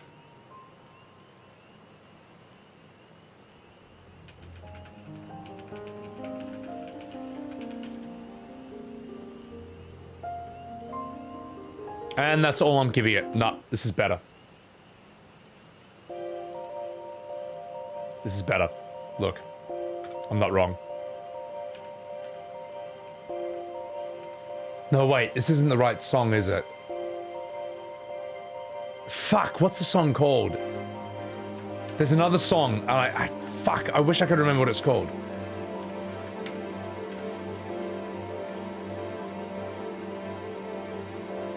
What is it? What is the FF10 song called? Why can't I remember the names of it? But it's still better! It's still better! Also, welcome back, Spay. Welcome in.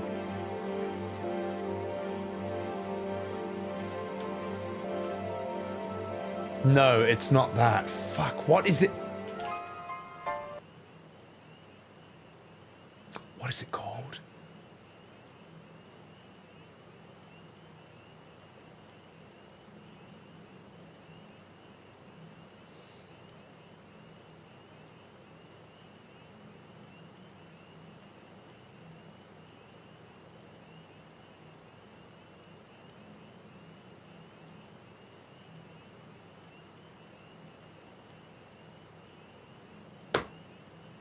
No, it's the one that's like da na na na na na na na na na na na. I wanted that to be a surprise, but I can't remember what it's called. And that's what I think Macalania Woods is, but it's not that. It's something else. Da na na na na na na na na na. Silence Before the Storm. What the? When the fuck? What? When the fuck does that show up? Anyway. This is called the Macalania theme! FF10, you stupid bastard! Label your fucking songs properly! Anyway.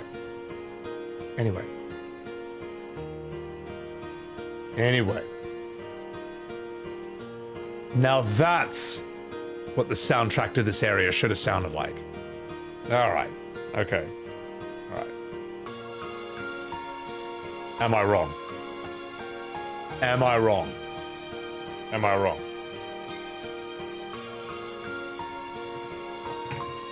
I'm not.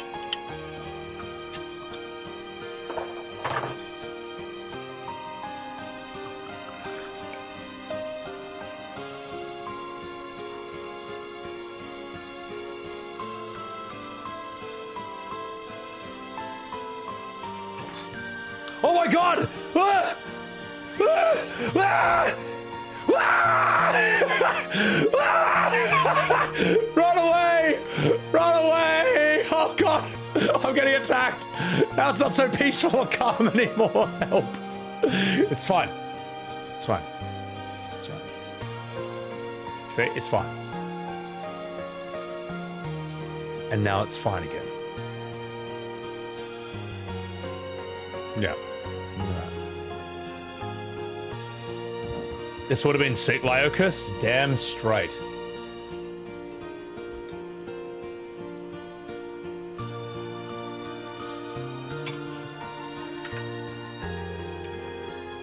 Oh, that's so good. The umbrella. Appreciate that.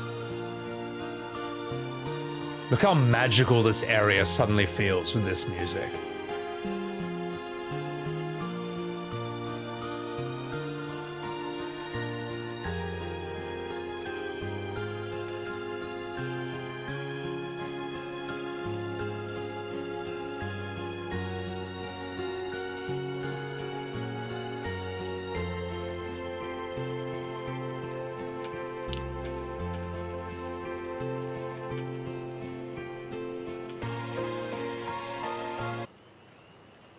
and said, here's what we got instead.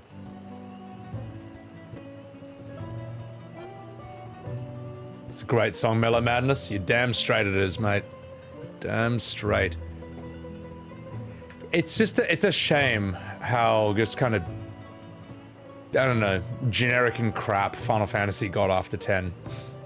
Margin Rufio, what's going on, you fucking dog? Is that Sonic? I need a chili dog. Dude, I'm actually inspired to, I don't know, Uber Eats a bunch of chili dogs after today's stream. I've actually, like, ruined myself. I've looked at Sonic so much that I just want to eat chili dogs at this point. Steven the Hedgehog needs a babysitter. Oh, God help me. So. Amarot had a really good theme. I've got a jazz remix of it that I use for my, my stream even.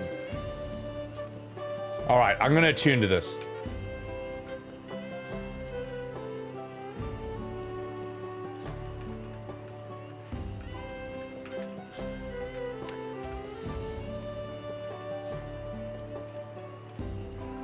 No, I can't do it. I can't do it. The soundtrack's better. I don't care what anyone says. If you disagree, you can suck my fat one. There we go. Oh, God. I didn't mean to screen cap that. So much better. So much better. Out of curiosity, chat, and I say this out of benefit to the classic JRPG fans there. Is there anyone who doesn't know of this game called Expedition 33? Or is there anyone who has? I mean, if you have, it's irrelevant. But does anyone know this game, Expedition 33, that's coming out this year? Or is anyone like, what the fuck are you talking about? That's crazy talk. I've never heard of this in my entire life. Because that game, I reckon, is gonna be like the new Final Fantasy. As in the new classic Final Fantasy. That is going to kick the fucking shit out of modern FF. It's gonna show the entire JRPG fan base how fucking shit FF16, 15, and 7 Remake always were. Yeah, the one with Ben Starr in it, and Shadowheart from Baldur's Gate 3. Because all this horse shit about how turn-based combat is fucking, like, dead, it's like, you're wrong. You're wrong. And if you're right, then the modern FFs would be selling better and be more popular. You mute all audio and settings and skip all cutscenes, Death Conduit? Well, now that's a free thinker right here in chat. Welcome in. I wishlisted this shit. Bravely Default and Octopath? Yeah, but like, I do want to play Octopath too. I've got it in my Steam library. I want to stream it in voice acted this year. But it's not Final Fantasy. That's the tragedy. Alright. Enough fucking about. Alright. Enough fucking about. For those of you who don't know what I'm talking about, this is the new game coming out this year. It's a turn-based JRPG.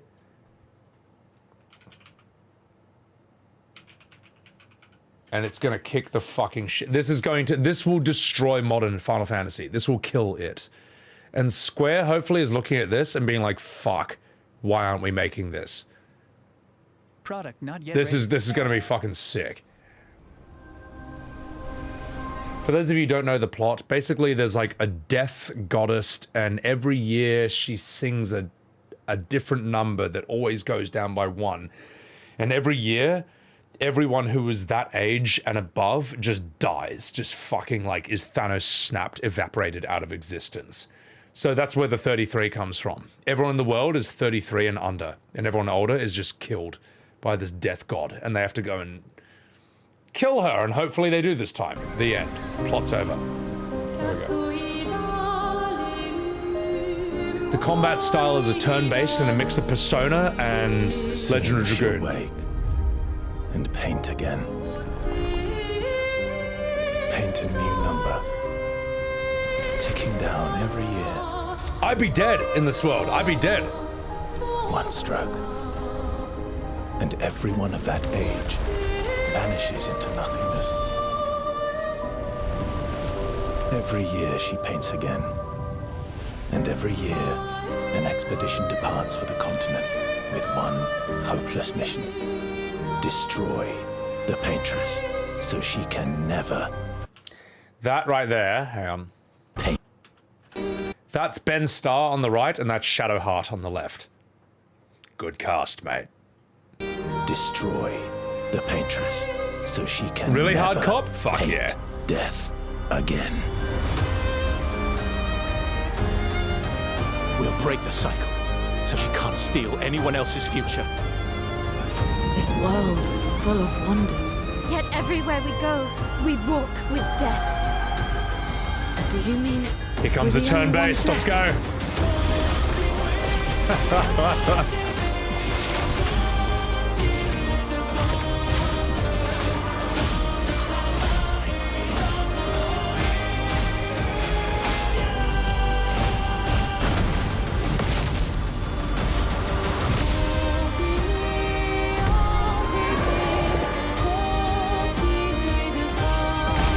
Whoa, so sick!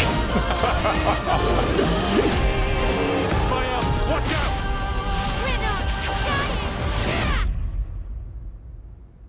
Even if we fail, we lay the trail for those who will come after. Right? We are Expedition 33. This is going to fucking kill modern Final Fantasy. This is going to kill FF. Do you realize? This is going to make everyone realize how shit FF15, 16, and the whole Rebirth trilogy was. That's how fucking good I reckon it's going to be. And here's the thing, even if it turns out to be mid, even if it turns out to be a mixed bag, I still don't care. Because at least their heart's in the right place. At least they actually gave the JRPG community what they've been asking for 25 fucking years. Which is a AAA game that's turn-based. That's all they've been asking for. And Square refuses to give it to them. They keep saying, oh no, turn-based won't sell. Let's do this weird hybrid fusion that's not quite action, but not quite turn-based, and no one likes it, and it sells horribly. I'm not wrong! I'm not fucking wrong, mate! It looks amazing. Dude, when that comes out, I will shill the fuck out of it. Expedition 33 people, producers, if any of you are watching my stream somehow, which you're probably not, sponsor me. I will shill the fuck out of your game. You know what? You know what? Don't sponsor me. I'll do it for free! Because that's how fucking passionate I am about this shit. We've been wanting a game like this since Final Fantasy X, and we've had nothing. Nothing! For 25 years. So, I'll just do it for fucking free. How about that? How's that for a fucking advertisement? Yeah, Mellow Frog. Selby spitting facts. Mate, I'm very passionate about this shit. FF15 is 10 years old. FF's been dying since the merger. It's been dying a slow death in the way that other games don't die as slowly. Other games die in one game. Final Fantasy died over like 20 years. Not a fan of turn-based games, but it looks amazing. Yeah, no, it doesn't matter though. Like, it's just like it's even if turn-based is not your thing, there is a giant audience for whom it is their thing, and they have been starved for decades. So yeah, that's the tragedy. Anyway, I've watched Breeder Food for Dogs on YouTube. I have not seen that. She's a Kiwi grandma who reviews JRPGs. I should do that. I should make that my own fucking YouTube channel at this point. So, turn-based is the way? Well, here's the thing. Wait, you heard that was sarcasm? Everyone wants it back in the FF games. 3 will get millions and millions of dollars. Well, WG Ray, that's not sarcasm, and I'll tell you why it's not. Because the argument that turn-based won't sell originates from the PS2 era. Because turn-based for Final Fantasy 7, 8, and 9, and even as far back as 4, 5, and 6, was a very clever way to get around the limitations of the technology of the time, whether it was Super Nintendo or PlayStation. You couldn't make a game like, say, GTA 3 on PS1, but you could make a game with pre-rendered cinematics like Final Fantasy 7, 8, or 9. So when you do stuff, then it triggers cinematics for almost whatever you do, whether it's attack or magic or whether it was a summon move. Now with PS2, now you didn't have to rely on that trick to get over the technology. So you could make these sort of, well, you could make that everything that came afterwards. But the problem is turn-based died as a result of that, at least in Final Fantasy, and there was a giant appetite for that. That still to this day, 20 years later, is still there. And anyone who says that turn-based games don't sell, they're driven away from turn-based for a reason. All RPGs have done this as well, WG Ray. Turn-based is not the way. Well, I think there's a few games, WG Ray, that would beg to pose a counter-argument, what you're saying, such as Pokemon, which makes a shit ton of money. Baldur's Gate 3 makes a shit ton of money. Persona makes a shit ton of money. Sea of Stars made a massive amount of money. Honkai Star Rail made a massive amount of money. You know what made less money than all of those? Final Fantasy 15 and 16 and fucking Rebirth Trilogy. You know? All these fucking shit games that... Here's the problem with turn-based games trying to appeal to an action audience. Is that the action audience doesn't give a shit about turn-based games that are trying to appeal to them. They will play games made by companies that specialize in action games and do it 100 times better than Square ever will. The other thing is that, oh, that's probably it, really. Oh, the other thing is that the original fan base who enjoy the turn-based games, eventually they get sick of being thrown by the wayside for years and then decades straight because the company that they put their lives into or put their money into wants to attract a different audience. And eventually they say, fuck off, we're just not buying your shit anymore. That's a difference. So to say that turn-based is not the way, yeah, sure, turn-based is not the way for games that are not turn-based. Like, if someone released Call of Duty and it was turn-based, people would say, fuck off. If GTA 6 came out and it was turn-based, what do you think the reaction's gonna be? They're gonna say, fuck that shit. But why would it be different the other way? Metaphor, turn-based. You know what it's doing? You know what Metaphor won more than? More awards than fucking FF7 Rebirth, for example. I'm not wrong. So, but anyway, sorry, I am being a bit rude here, WG Ray. I've got a camera, I've got a microphone. That's a bit of an unfair advantage in this argument. If you have any counter arguments, WG Ray, by all means, chuck them in chat. I'm not going to ban you for disagreeing with me. I'm not that kind of streamer. We'll debate on the merits of the arguments. We won't attack each other personally. But the idea that turn-based doesn't sell, it's blatantly wrong. It's immensely wrong. You know, think of it this way. Sony managed to pay their way, or shill their way into Astrobot winning Game of the Year over Black Myth Wukong and Space Marine 2. But it couldn't get a single award for FF7 Rebirth. The only award FF7 Rebirth won was music, for a soundtrack that was written in 1997. Doesn't count. Sorry, it doesn't count. It doesn't count. That's like saying that, like, oh, the new Star Wars game wins best music for dun-dun-dun-dun, dun-dun-dun-dun. It's like, no, that wasn't written in 2024. That was written in 1977. It doesn't count, man. So, anyway, WG Ray, sorry. I'm sorry I've kind of, like, turned my attention onto you. Maybe it's a bit mean of me. Maybe you're, like, kind of annoyed. but I'm just saying that that's my opinion on this. So, also, Canuck, thank you for the follow. Appreciate it. The turn-based genre has disappeared and minusculed for a reason. It's dull, you can expand upon it like Baldur's Gate, but they didn't win Game of the Year because it was turn-based. Yeah, but like, how is modern Final Fantasy doing? I'm not saying that, okay, let me put it this way. I could play Final Fantasy XVI and fully enjoy it, even if it's not turn-based. The problems with that game are much bigger than it simply not being turn-based. As for it being minusculed, I don't think it has been minusculed. And I don't think that, like, as I said, turn-based games... Let me put it this way, WG Ray. What about chess? Has anyone ever played chess and said, my god, if only this was action? If only chess was like Dark Souls, and, you know, like, a pawn could run up with his sword or like a little pike to a queen, and then when the queen tries to slam at the pawn can dodge. You know, if you use the right mechanics, a pawn can dodge a queen, and maybe you get... This wouldn't fucking work! It's just not what the game is. And here's the thing, chess is one of the oldest games in the entire world. And it's still fucking alive. It's still massive. You would love action chess? I'll tell you what, WG Ray. I can agree with you on that. I would like an action chess. The closest we ever got was something called battle chess, which is basically the same game, but whenever a piece takes another piece, they like have a cool animation, and like the rook fights the queen, or like, you know, the knight fights the bishop and all that. But it's just, you know, it's not the same thing. And we are memeing at this point. There's never going to be an action-based chess, but that is basically what we are asking for and what Square has tried to do when they changed turn-based Final Fantasy to action-based. And there's a reason that the second... Let me ask you this, WG Ray. Let me ask you this. And I mean this in good faith. When did Final Fantasy start to go downhill? The easiest answer is the second it stepped away from turn-based. Like FF10, 9, 8, 7, 6, 5, 4, whatever. Let's throw in Chrono Trigger, Legend Dragoon. That was the golden age. That was when everyone recommends those games.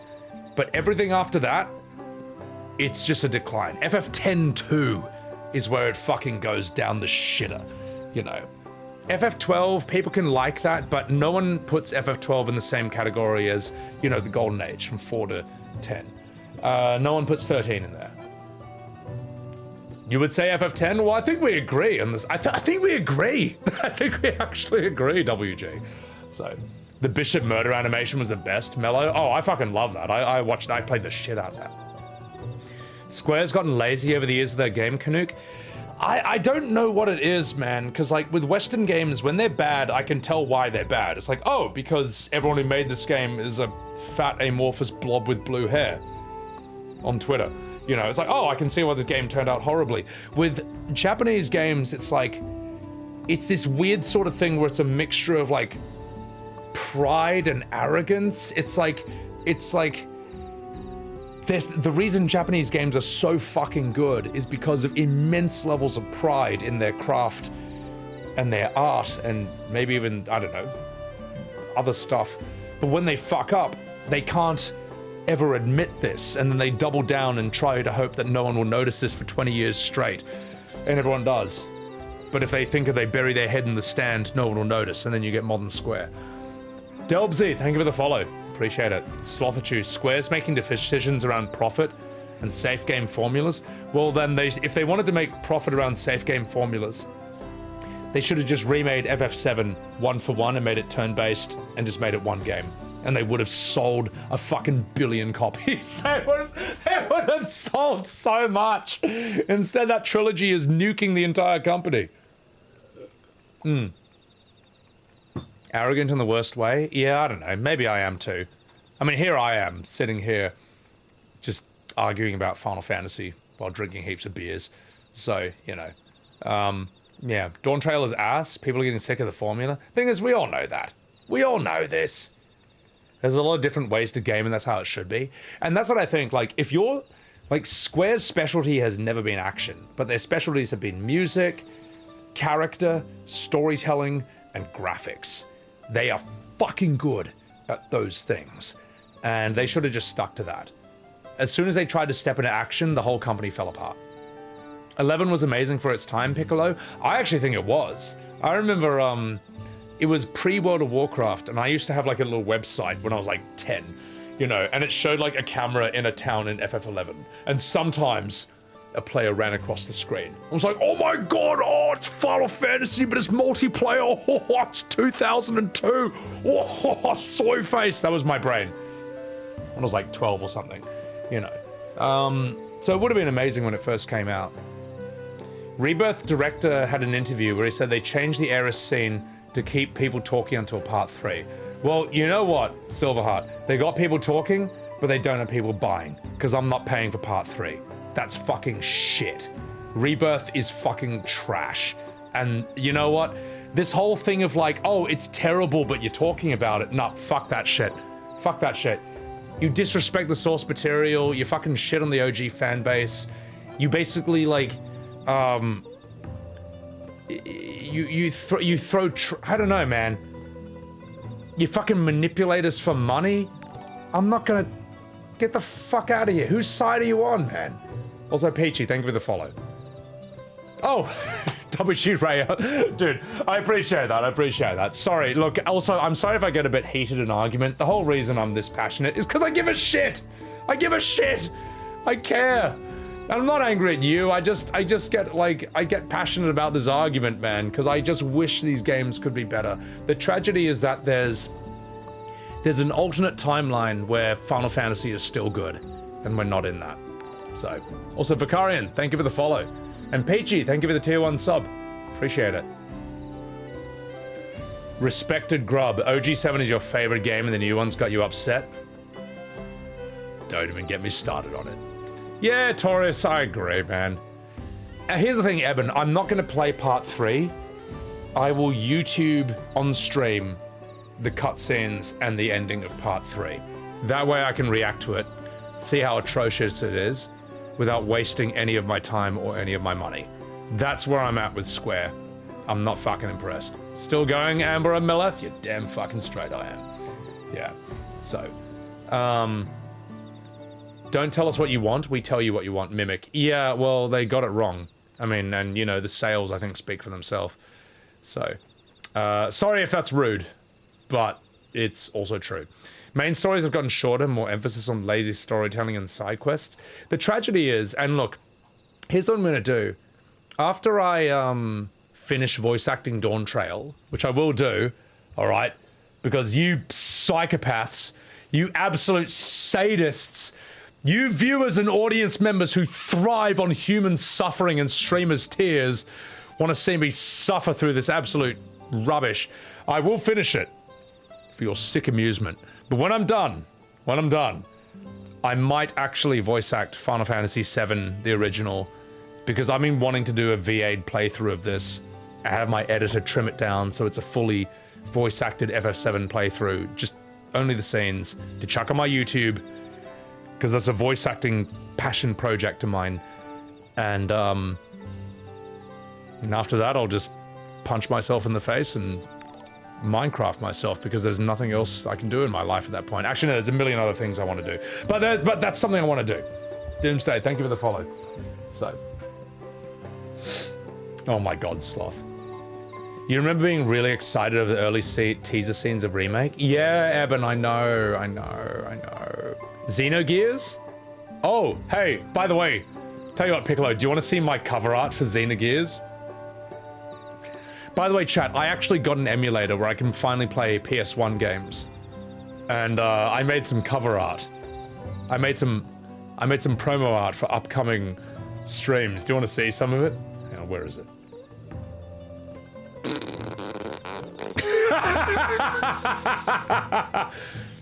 That's my Xenogears cover art, alright?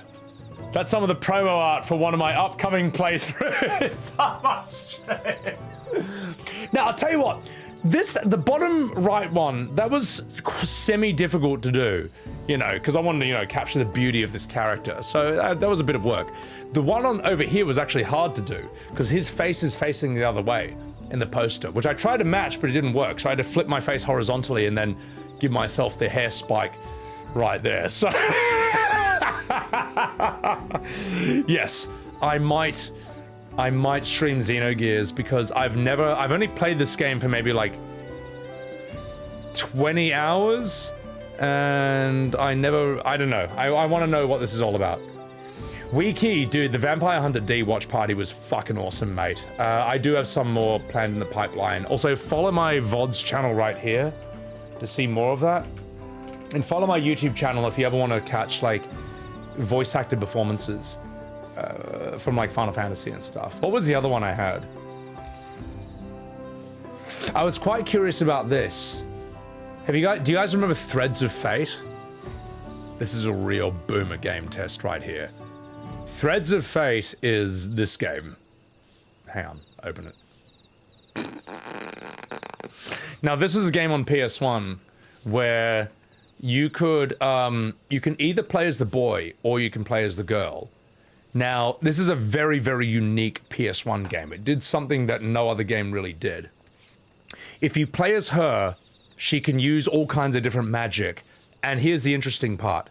Her story... Okay, actually, no. I'll explain it this way. If you play as her, she can use magic. If you play as him, he can turn into any monster that he's killed and play as the monster, which is a crazy mechanic, but it gets deeper than that. If you choose her story is comic relief, it's light-hearted, it's very silly, it's just really fun. Oh, and their paths cross in each story. If you play as his story, on the other hand, the tone is really dark, it's really serious, it's really, really intense, and like, it's not fun, it's not funny. So that's a really interesting thing that this game did, and I got this as well, because I want to stream this at some point. What was the other game I got? There was something else I wanted to show you.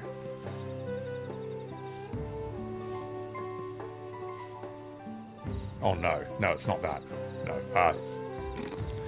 don't worry about that, chat. That don't worry about this. That was for a different thing. That was my returning from America stream. Materia, thank you for the 8 months. I appreciate that. Yeah, that was me coming back from America. And also, Stars and Stripe from My Hero Academia is one of my favorite characters, even though she's only in it for 2 episodes, because she's...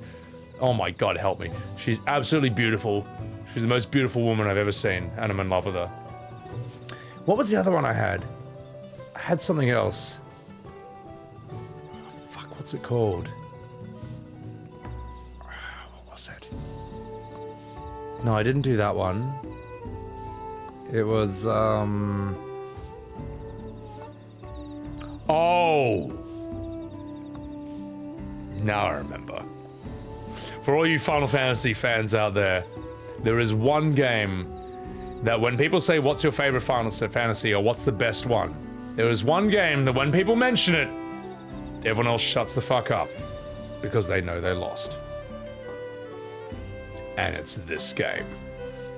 It's this game. This is the game when everyone is like, oh shit, okay, alright, you won the game with your secret special answer, with your game that's not even a numbered Final Fantasy, but mechanically it is the most complex and the most tactically interesting game out of them all. It's this fucking game. And yes, I have got this on my emulator, and hopefully it doesn't crash midway. It's not mainline. It doesn't count. Oh, jeez. Oh, gosh. Luna and Wild Arms would be badass. I hear, Star Ocean Second Story is supposed to be really good. I don't know. I might do that one. Xander Prime, what's going on? You fucking dog. But as you can see, look at the boys. All these different classes here. All these different emotions and expressions coming out to kick some ass. Suikoden? I actually have Suikoden too. But I need to... That's going to take a really long time to make cover art for, because there's 108 characters, and a lot of them are featured on the front cover. So it's going to take me for fucking ever to make that one. Yeah, you actually can't brute force tactics. Look at that. Look at that. Look how much effort I put into this one, man. I put a lot of effort into this one, mate. It was, some of these characters are quite easy to do. Like Agrias was somewhat easy to do, and I think my facial expression matches Agrias's personality quite well. She's just like perpetually unimpressed with how uncool you are. I feel like Delita has the right face. I feel like Gafgarian has, yeah, Gafgarian would have Sunnies and a Siggy. Sid, it's good enough. It sort of works for him. Ramza, I don't know. This is an interpretation of Ramza. He's just some happy-go-lucky idiot, which he's not. But I feel it works to the picture. And don't even get me started on this one, man. Mustadio, I fucking worked my ass off on Mustadio. I went through like 3 different faces for this, and none of it worked. This is the best. This is the best I could do. This is the best I could do. Bitwizard, you can brute force it if you only use monks. Okay, Bitwizard, that's actually a really good point. You actually can totally do that. Also, Xander, thank you for gifting a Subaru to Yubby Yubby. Tactics is fucking sick, dude. Bitwizard. I remember Tactics is one of those games where I played it and I was like, well, it doesn't look as cool or high budget as Final Fantasy VII or 8, so it can't possibly be as good. And then I played it because I was bored, and I was like, wait a minute. Did I just die on the first fight? Hold on. Hold on. I'm a bit of a Final Fantasy connoisseur, I'll have you know, Mr. PS1. I think I can beat the first fight. Alright, alright. Why did I die? Why did I fucking die, alright? Okay, so these enemies, they walk up and they don't hit me face on, they hit me from the side. Okay, why are they doing that? Oh, because when they hit me in the front, they parry my attack. Okay, alright, I get this. And I was so fucking pissed off at tactics that I learned how it worked and then I beat the fucking game. But it's very interesting in that it's unique in a Final Fantasy and that you don't simply get to out-level the enemies and then just brute force your way through. You have to employ some level of tactics and understanding of the game mechanics or else you won't win. And that's what's really interesting about this game. That's why tactics is so respected, I think, is because every Final Fantasy fan played this game and they got their shit fucking wrecked on level 1. And they're like, my ego cannot bear this blow. I have to prove this game wrong. And that's when you learn mechanics and you became really good at it. Anime Guy, thank you for the follow. Appreciate it. Welcome in. So, all right, enough fucking about, chat. Enough fucking about. I am going to take a piss. But while I take a piss, I'm going to give you a song that I wrote.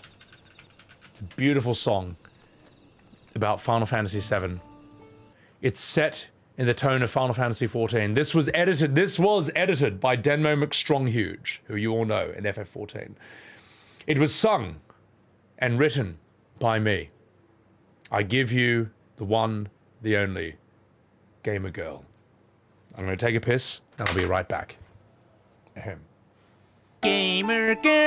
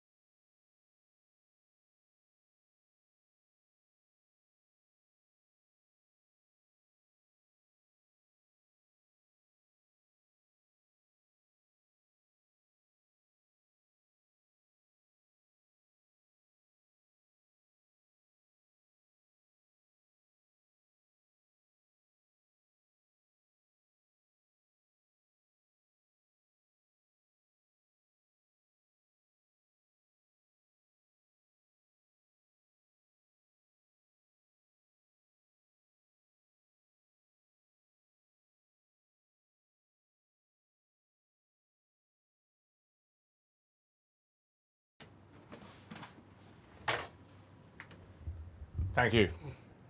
Thank you. Thank you, ladies and gentlemen. Is that Mizkif singing? No, it's me! Ladies and gentlemen, thank you. I hope you enjoyed my performance of Gamer Girl, written and directed by Sebbywebz TV, and the visuals by Denmo McStronghuge. I'm going to post this in chat, alright? It's called Gamer Girl Music Video. Thank you. There is a link. There's a link in chat. Ultimate Pixel, thank you for the follow. Thank you very much. I posted that in the Final Fantasy XIV Reddit, and it got a grand total of 0 views, which shows where their priorities are at. But if you want to help this video get more views on YouTube, please like, subscribe, and if you write a comment, that actually counts for like 25 likes. That helps me in the algorithm like crazy. And if you think that anyone might enjoy this, please send it to them. I'm sure that they will enjoy it too. And now that I think about it, I need to get my editor to make a vertical out of this. I feel like I could do a bit more of that. Anyway, enough fucking about. I shall now read some chats. Continue with Final Fantasy XIV. Nah, thank you, lady. Appreciate that. Going to the moon? I did download To the Moon Torius, and that is on my list, because I'm curious about it at this point. Alright, sorry, if I miss any chats. It was very moving, Peachy, I know. Cloud was moved as well. Poor little guy. I know, it's so sad when you look at it. It's when I saw that, I actually felt really bad for the little Cloud Lalafell, and I was hesitant to post it. I was like, it's fine. When they introduced black mages, tactics has tactics. Alright. Can't wait for To the Moon Wirepath. Yeah, no, Taurus is the one who recommended that to me. He said that that's like... Taurus, you said that that game is like gut-wrenchingly sad, which I'm happy about. I'm curious about this. And I feel like it's gonna probably destroy me emotionally, because when I want to voice act something properly, I have to like get into the character's head and feel it somewhat and get into it. Unlike this rubbish. Also, this is my first time visiting Mamuk. I have no experience interacting with the locals, but giving Hanmu rock-spotting words, I would advise a cautionary approach. Alright, what have you got, Aaron Vile? You silly sausage. Okay, let me see what this is, Rintana. This is World of Warcraft, eh? PvP? Let's see it.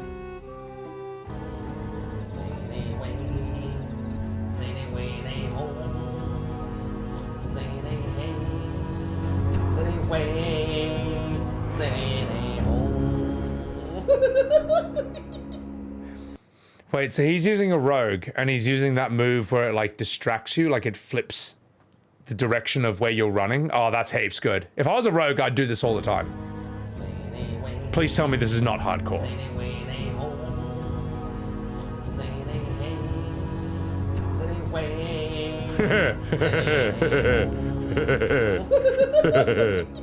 I would do this. I would do this all the time. Yeah, you can't do this in hardcore. Oh my god.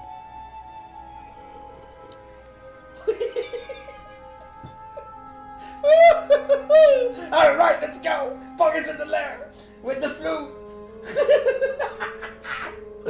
Oh, yeah. I won't lie, man. I really like this place, man. Yeah, yo, that's the most grief I ever seen. Thank you so much, man. That means a lot. Wait, can someone clip it, bro? Pixie, can you clip it, please? I'm gonna make a video. You know, the sad part is, like, I'm of two minds. Half of my mind is like, cringe. The other half of me is like, that's exactly what I would do for 12 hours every day for 3 months straight. that's the sad part. Like, part of me is like judging him instantly, and the other part of me is like, that's exactly, I have done that. That's all I did. For hours and hours and hours every day for months straight. Except I did it differently. I killed people the druid way. He's gonna get one more? Oh, well, it's too late. Too late. Look, I'm assuming he got one more, and someone got really angry. I'm at the halfway point. Wait, am I in the halfway point of Dawntrail? Good. Oh, jeez. Well, we all know what comes next. Let's find that elector. 2 streets seem to converge upon this plaza, so I propose we split our numbers between them. Given Humu Rock's guidance, I suggest we err on the side of caution and move throughout the city in pairs. Aaron Vile can come with me. Alisaie can go with Krile. That leaves Sebby to accompany Wuk Lamat. If these arrangements are to everyone's satisfaction, then blimmy blimmy blimmy blimmy blimmy blimmy blim. And nothing of value was lost, so it's fine. So, alright. Enough fucking about. Let's go. Oh, have I attuned to this? I think I have.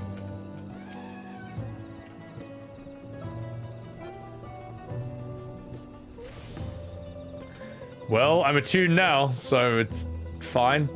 Alright. Alright, Fat Brigade. Look, I know there's only a few of you fuddies left, but I'm gonna go. I'm gonna do this. Let's go. Fiery weapon and all. You gotta get up in less than 6 hours? My god. Torture. Nah, Rin, appreciate that. If I ever played a rogue, I would just do that all day. Also, Rin, I have a question. Was that in Season Discovery or just Classic WoW? Does anyone play SOD anymore? I know that no one I know plays SOD anymore, but I'm somewhat almost tempted to get back in just to piss people off, just to get to level 60 and then kill people and ratchet all over again. Oh, I don't know, man. Anyway, let's have a chat with this guy. Oh. As you begin to speak, the man abruptly turns and leaves. Yay! That saved time. The streams were hilarious. Dude, that was so fun, man. Your words may as well be ambient noise, for all care the citizen pays to. Did I fail that? Yeah, I played Path of Exile 2, but I beat the whole story, and now I'm just like, okay, I have a question. Can someone explain maps to me in Path of Exile 2? Is it just like, it's just like normal areas, but they're a bit harder than usual, and you can get better stuff drop? Is that all it is? Like, what is it? You want to play SOD, but you don't have the time? Yeah, nah, I feel you, man. That's how I feel. Please tell me you've had better luck. Oh, jeez. No one will talk to you either. I was prepared for hard stares and harsh words, but this is something else. That building looks like a shop, doesn't it? Let's go and take a look. A merchant wouldn't ignore us, surely. Oh, jeez. Oh my God, that's an elephant. Help! Help! Help! Okay. It's minus 6 degrees? Are you in Canada? That is super cold.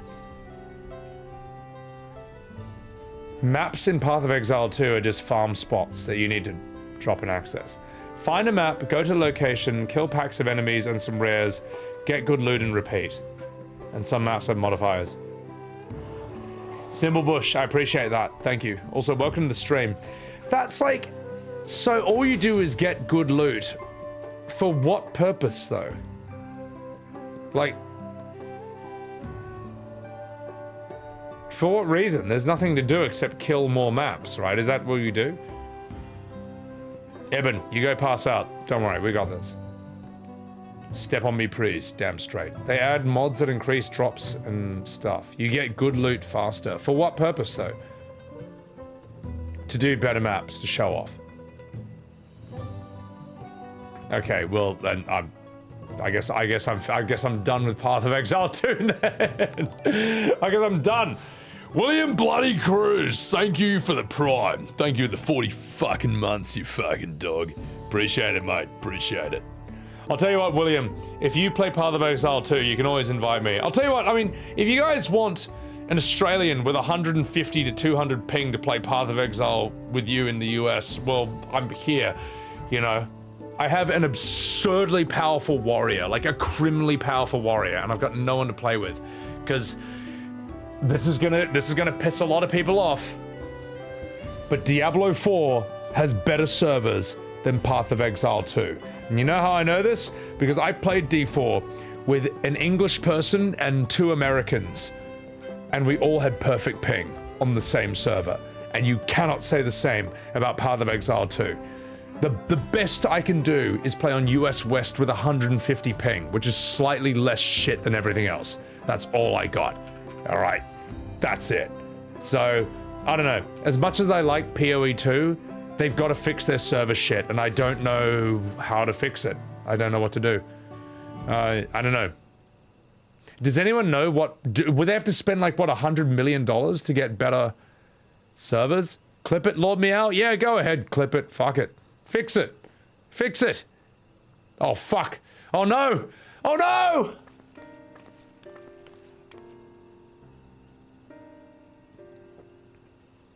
If you'll excuse me, chat. There's bosses in the endgame, creating builds. Creating builds for what?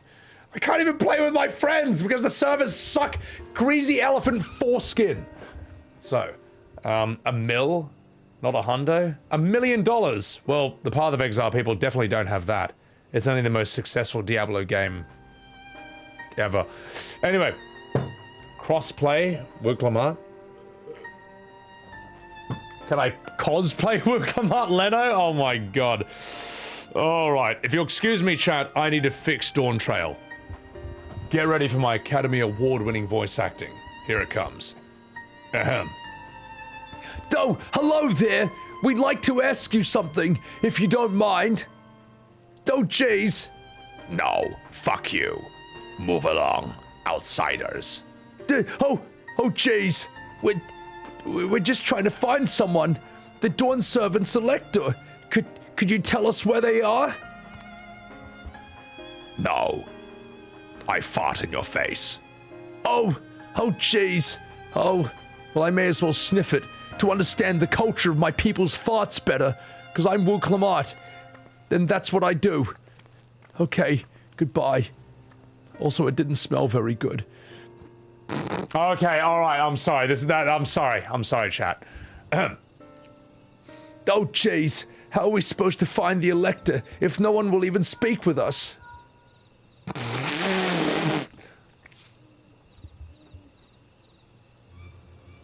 Everyone, can you hear me? Come to the massive stone structure on the west side of the city as quickly as you can. Oh gosh. Okay. Am I fixing the script? It's perfect, Peachy. Alright, I fixed it. I fixed it! Hey, Yoshida, hire me! Hire me! Can I explain my inspiration for Wuk Lamat's voice? I honestly can't explain it beyond the fact that it just felt right. It, like, up there! Like, my Wuk Lamat's voice, it's a parody of her, but it's also her at the same time. It's like a parody, but it's also the truth. Oh god, okay, I'm gonna do this scene. Just 1 second, chat. Bested by a mere shade. Saroja? Papa? Not as you know him. What you see is an arcane manifestation of the Dawnservant, as he was in his prime.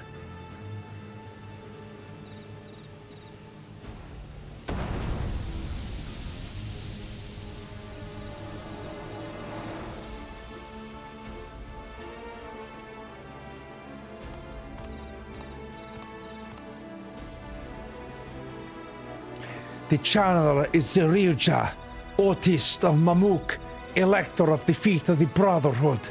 Por favor.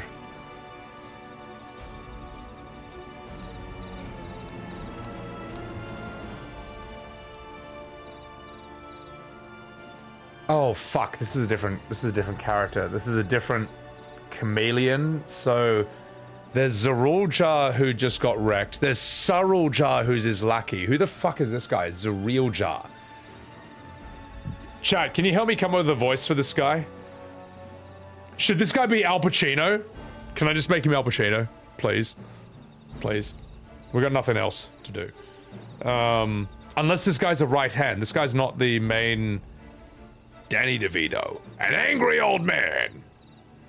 Okay, I'll give you 2 voices and you guys decide. The angry old man will be Tololia's mightiest warrior, yet the wisest you're not. You who scorn your retainer's aid when battling your betters. The Al Pacino voice sounds like this. Hooah! Wow! Tololia's mightiest warrior, yet the wisest you're not. You who spurned your retainer's aid when battling your betters, you fairy. You fucking child. I don't know. The first one? Yeah, we gotta save Al Pacino for something. Al Pacino's a very specific voice. We gotta save it for the right guy. So, Anyway. Alright. You reckon 1? Okay. Alright, we'll do 1. Oh, fuck, didn't an ad break start playing? Alright, just 1 second. Well, I do wanna timestamp 1 thing.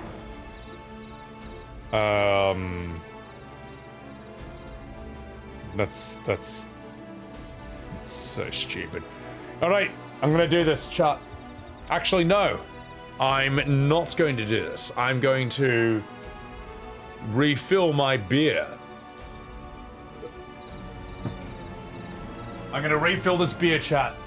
I'm gonna do this, and this is the last beer I drink on stream today. The last one. And this will be what makes my voice acting. This will raise it to the final level. Oh, fuck. Uh-oh. Uh-oh. Hey! That's more head than I got from Wuk Lamat! Well, it actually is, but also, this is the last beer that I have. I'm not going to do any more than this. 8 beers is plenty for a single stream. We will continue. So, it's not a beer foul. It's fine. Danny DeVito by the Trash Man. But what is the Trash Man version of Danny DeVito? So this guy should be like a horrible person, hey? Alright. So it wasn't 4 or 5? No, this is number 8. Trust me, it's that bad. Alright. So I'm gonna do this. It's gonna happen.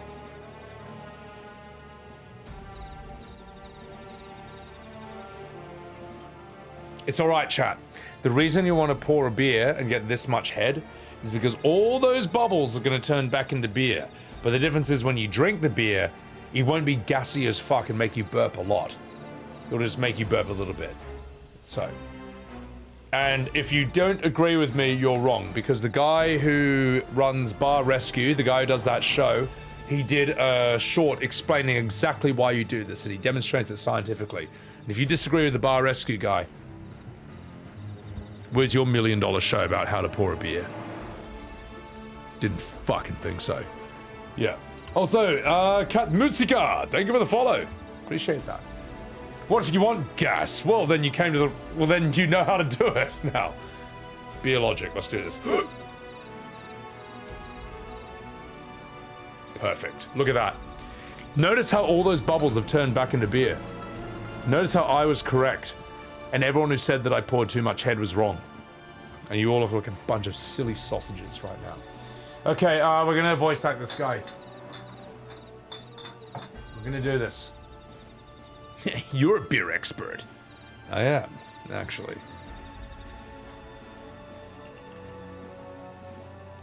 Okay, ad watchers, welcome back. We paused this scene just for you, and now I'm gonna voice act this scene. Angel, thank you for gifting a sub to Huggy Supreme. Now, if you'll excuse me, I'm gonna do this. Tulio Lao's mightiest warrior, yet wisest you are not. You who spawned your retainer's aid when battling your betters. To prove oneself superior to blessed siblings by surpassing the shade of Bakool Jaja himself. That is the final feat. Oh, fuck. Oh, I skipped one of my own lines. Oh, well, it probably wasn't important anyway. It's only Dawntrail. You could have let your foolishness end with your failure, but instead, you attempted to harm an anointed elector. Zoroja, as of this moment, you are no longer a claimant. I disqualify you from the right of succession. Be gone from my sight. What? Wait, why? Hang on. He tried to attack the Elector? I thought he attacked just the Shade that was mimicking Bakool Jaja. Okay. Seems a bit harsh and seems a bit out of the blue.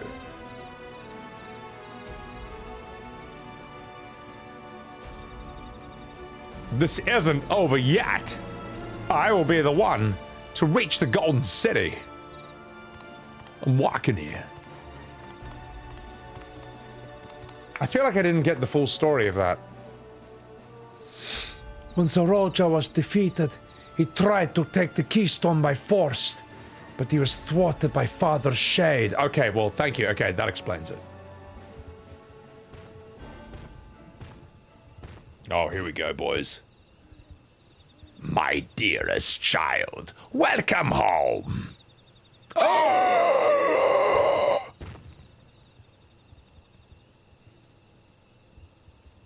The feat was made for you. Only blessed siblings could hope to defeat Bakool Jaja. But ere we begin, I would see the fruits of your triumphs. Come, show me your tablets.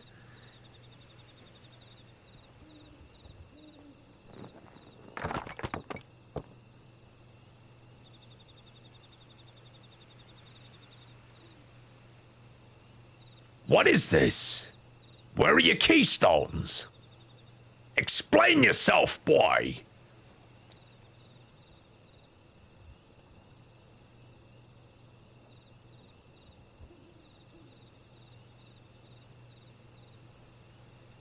No matter. Not all can be expected to go to plan. What keystones you lack, you can easily take.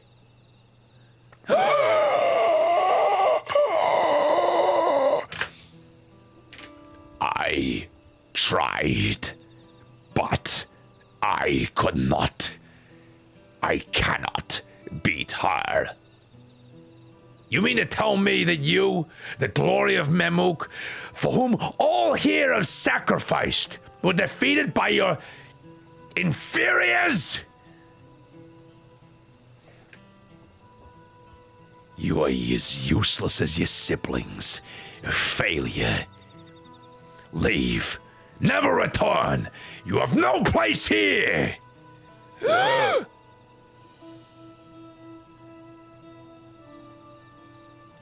Let's go, brother. Jesus. I'm actually really upset about this. Worthless. Pathetic. This was our chance to claim sovereignty, and he ruins it.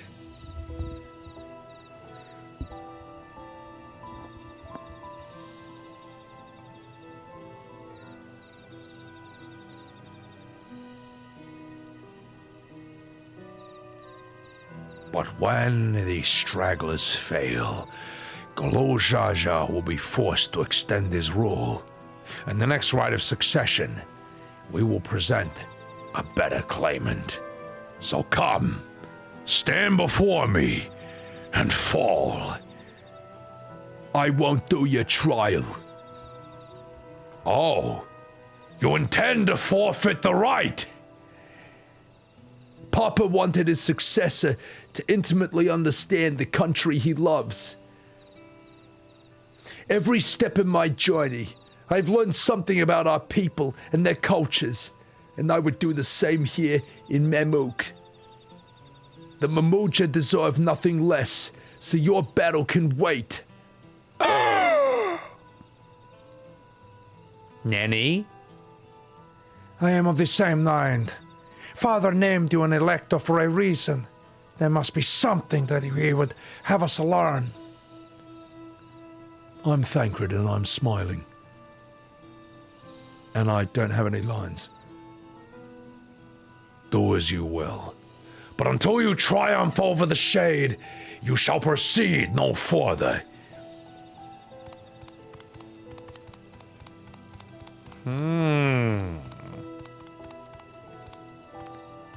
Promise.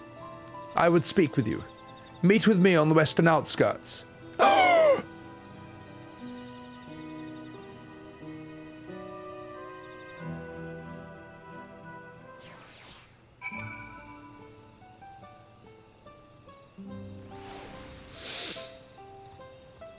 I actually feel really bad for Bakool Jaja. I kind of want to know what the story is behind this. I like the idea of this monstrously powerful being somewhat humbled and humiliated and almost feeling a bit of shame. I don't know. I want to know more. Also, boy Yaku, nice voice acting. Hey dude, appreciate that, Yaku. Appreciate that. Welcome in. Yeah, Glido, also appreciate that. You like the shock noise, lady? I know, I mean, look, it's got to be done. There's so many moments in FF14 where they don't say anything, they're just like... So I figured I may as well VA it. He has a better redemption because of this than Wuk Lamat's whole rise to heroism, bloody sin. I want to see, I'm curious about this now. I'm curious. Also, I think I found the right voice for this character. So, I kind of want to roll with this. Let's keep going. Let's have a chat with Alphinaud. The electors we have met thus far have all had their peculiarities, but each we felt would judge the claimants equally. This surreal jar, however, he seems set in his belief that only the blessed siblings are worthy of the throne, Why would the Dawnservant name an openly biased man-elector? Oh jeez, worrying about Urianger, it won't get us anywhere. That lady, on the other hand, was the first person to address us with civility since we arrived. We should go and meet her, hear what she has to say. The western outskirts. Oh jeez. I see. I see. All right. Well, how long have I been streaming? 14 hours? My God, I've got a problem. All right. Well,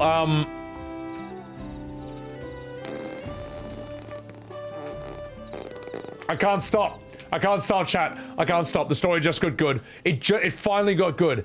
It only took 30 hours, but Dawntrail finally got interesting. Anyway, let's continue. Let's do this scene. Thank you for coming. My name is Mililja. Here we may talk freely, away from prying eyes. Oh jeez, and what is it you wanted to talk about? Tell me, what do you think of Mamouk? Well, we don't have much to say yet. No one wants to speak with us. Oh jeez. All who remain in the city are devoted to the traditional ways. They believe that blessed siblings are superior, that only they are worthy to lead the peoples of this continent. Most would not deign to address outsiders, deeming them beneath notice. Sounds like an ideal community as far as Bakool Jaja is concerned. I'm tired, exhausted by this senselessness and your fucking attitude, Alisaie, so shut up. No! There are others like me, but we dare not speak our truth aloud. Yet now we have an opportunity to reclaim our agency. For you have bested Bakool Jaja because the writers wanted you to be stronger than him for reasons unknown. You, an ex-Brawl, inferior by all presumptions, triumphed over our two-headed champion. Oh, well, this time anyway. Next time I might not be so lucky. Bakool Jaja, he's really strong, but for some reason the writers thought I was stronger for that one fight. But anyway, I don't understand why he cheats so much. It seems that he'd do so much better if he trusted his own abilities. Also, D Castle, thank you for the follow. Appreciate it. Welcome to my stream. Oh, he's desperate.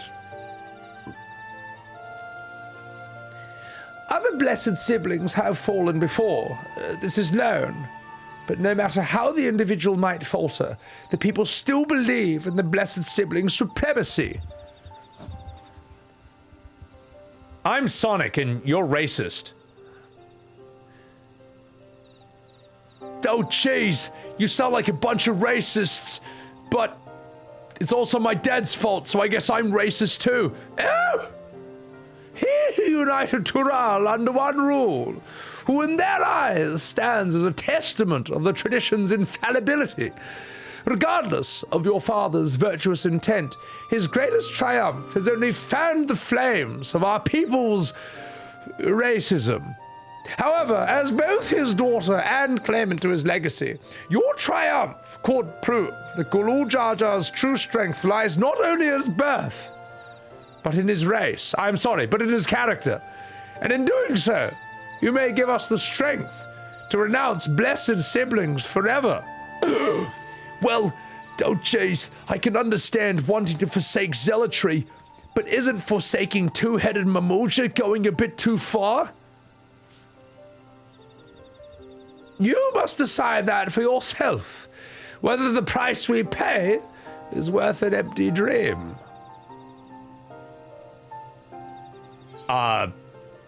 Meow. Race complete. Oh, God. Oh, God. Well, if I get cancelled, I'll see you guys on Kick. Anyway, good lord, this VA. Shocking. What's that pack of misfits? Brutal. Anyway. Couch Potato, thank you for the meow. I appreciate that. Appreciate that. Well, I can tell you something, chat. You're not going to get a Dawntrail stream like this anywhere else on the entire internet. This is it. This is it. Anyway, let's have a chat with her. Oh, there's a place that will help you understand our plight. It lies to the west of here. Follow me. Anyway. This is peak content? You're damn straight it is. Eventually the rest of the world will realize it. Once they stop watching Talk Tour. Oh wait, they don't watch that anymore because the whole crypto thing. Well, anyway. A place that explains their racism. Oh my god. I know, like, what has this got anything to do with me? What has this got? Look at me. What has any of this rubbish got to do with the Warrior of Light on his majestic steed? Look at this majestic steed I'm on. Look at this. Look at this. This has nothing to do with Sonic on his fat kitty. Alright, let's get out of here. Let's get out of here. Oh jeez, not the Talk Tour. Anyway, let's have a chat with Wuk Lamat. Oh jeez, is that a meteorite up there? That's right, and judging by their attachment, the tree must benefit from the meteorite's unique ether. Also, Cosmic Blubber, thank you for the follow. Anyway, we should press on. Miluja was anxious for us to see whatever it is she has to show us. And rush and prevent and, you know, and everything like that. Whee! Rolling around at the speed of sound. My name is Sonic and I'm riding on my fat cat. Whee! Fire Brigade! I'm glad to see you all here. Alright, let's fucking do this, boys. Fucking do this. By the way, I'm on Crystal Goblin if you guys ever want to join my game and just, like, photobomb me. And just be silly in the background. So, not the Talk Tour! Is this peak Dawntrail experiencing Peachy? I hope so. I fucking hope so, mate. Also, Shiva-chan, here, let me chuck you a friend request. There you go. I actually have space on my friend list. No, you're right. There you go. You're on Goblin but working at the moment? Well, don't you worry. Don't you worry. I stream twice a week. Every Wednesday and every Saturday. For 14 hours straight, as you can see. Like, once I start, I can't stop. But it's alright. Let's have a chat with Alisaie. I'm sure she has riveting things to say right now. A hunting camp, like as not. I'd love to talk to Mamuja hunters. Learn their ways, so they probably ignore me because I look like fucking tails. The others have continued on. Let's catch up to them. Sonic. And so I will. Alright. Let us continue. Whee! Catch me on Saturday? Alright, sick. Sounds good. Whee! Whee!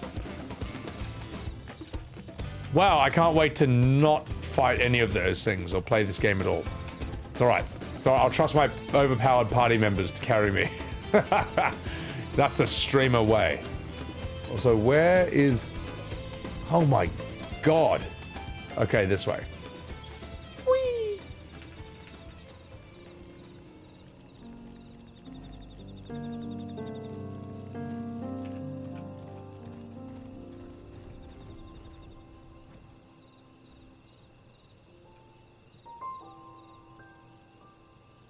This music is like the soundtrack of a depressing French movie.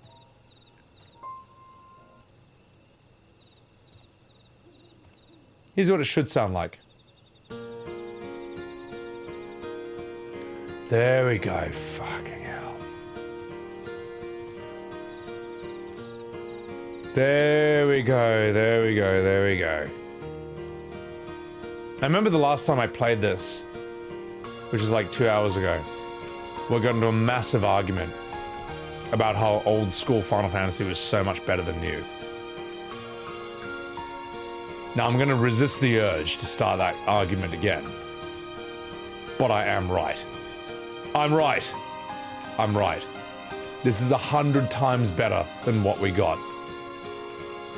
This is atmosphere, feeling, emotion, intrigue, wonder. This makes you want to explore and be curious about this world. But instead we have this. Anyway. Let's have a chat with Dr. Lizard. Saved, sweet bonsai, not anymore! Oh jeez, is this the place you wanted to show us? Ew! It lies just beyond this passage. Entry to these grounds is not permitted, even to the devout. Nonetheless, I would reveal our secrets to you, because you're the main character, and we need the plot to happen, so...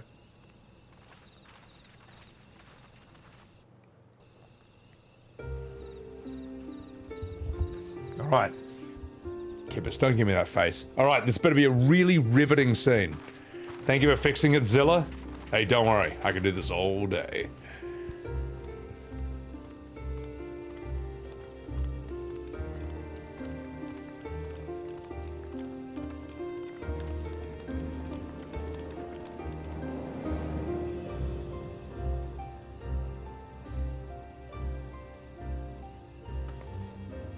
Oh jeez, I shouldn't have looked down.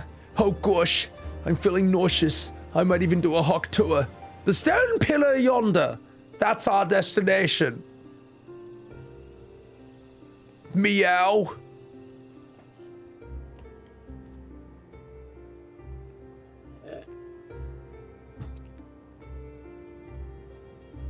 To erect it there would have been no small feat. In fact, I'm feeling rather erect right now. The work of yokai hands, built long, long ago. Our forebears merely altered the entrance. Altered? To what fucking end? Oh, it'll be quicker to show you. We have beasts that can carry us below. Whistle!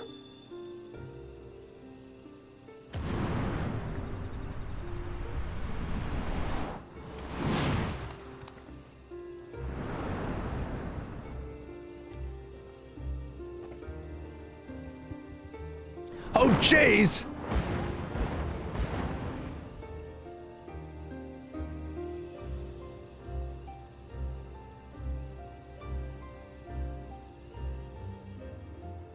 Bakool Jaja has a cool backstory. I'm curious, now that I've seen him, like, embarrassed and sad and humiliated, now I want to know more about him. You know, like, seeing that side of him changes everything. Nunny! Oh, jeez! Okay, I'm interested in this. I'm going to take this seriously.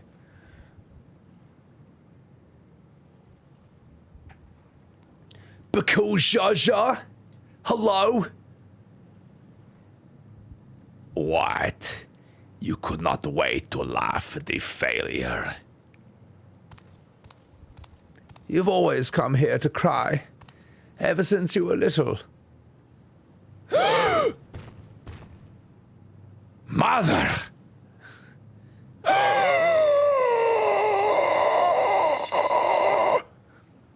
The third promise seeks to learn about Mamook. She may be our chance to finally end what we have been powerless to stop.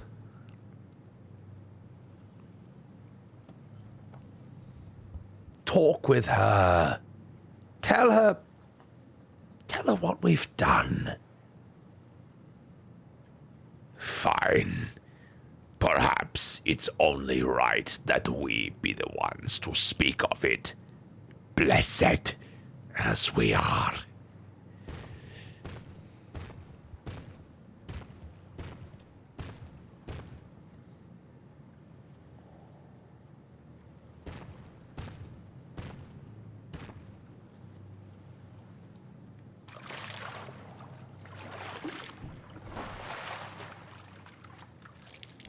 Here.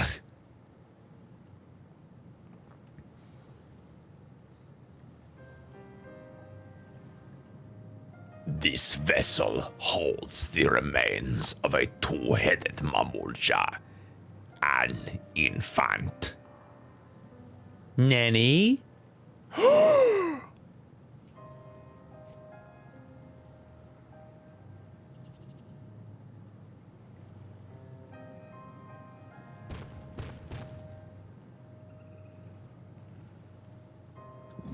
convert the ruins into a cenotaph so the souls of these children would not return as vengeful spirits. Do you know how blessed siblings are made? I've heard they're born to Hubigo and Boniwa parents.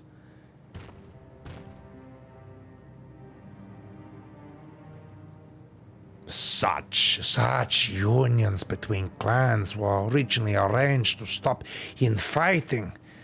The war against Ixpral, it was going poorly. We needed to be united. Then one day, a child was born, one blessed with 2 heads and tremendous power. When this child grew old enough to lead our army, we became unstoppable. The Ixpral had no answer. We drove them all the way back to the trees above. The taste of victory awakened our greed. We became obsessed with conceiving more and more of these superior children, no matter the cost. Of the countless born, most die trapped in their shells. Only 1 in 100 survive. If we are blessed, it is only because we live. Unlike our brothers and sisters who are sacrificed for the glory of Mamuk. That's horrible.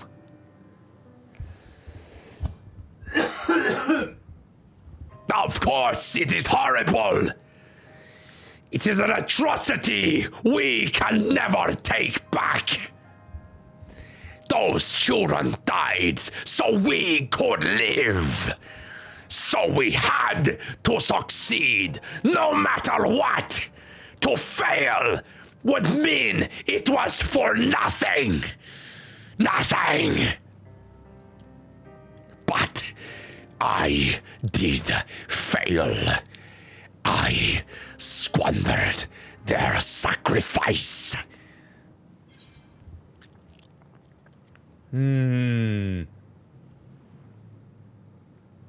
Let's see how he reacts to a push. Don't use them as an excuse.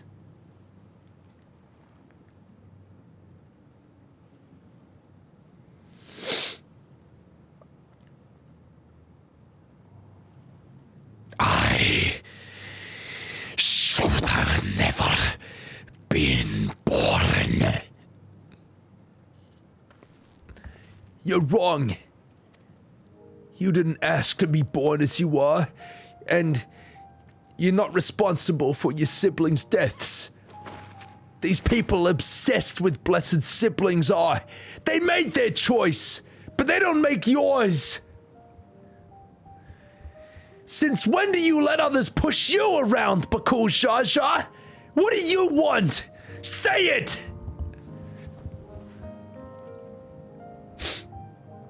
I want it to end.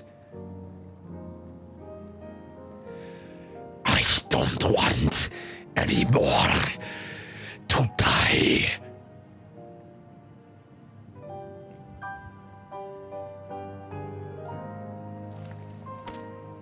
Then you have my word. We'll put a stop to this madness. Blessed siblings are revered by their supporters as a means to achieve dominance in Tural. If we understand why they harbor such aspirations in the first place, we'd be better equipped to treat with them. Indeed. I just hope they'll be open to discourse.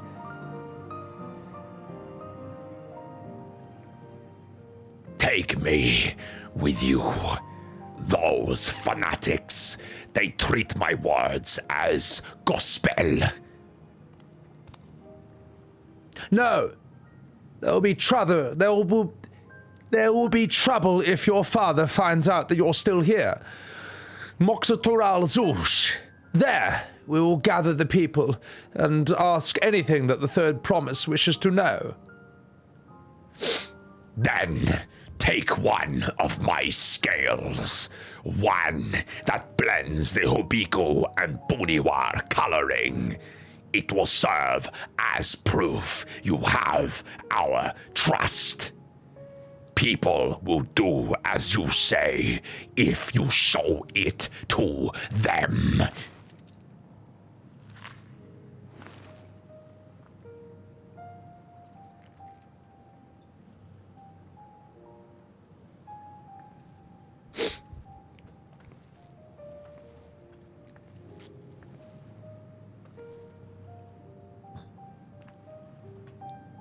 I am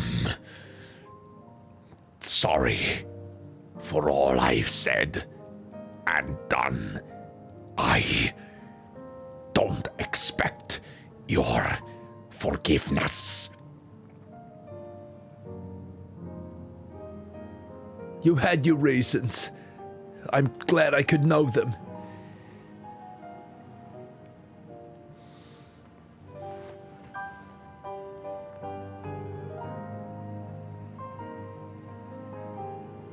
Which is to say, you're not a complete alpaca's ass, Kupo.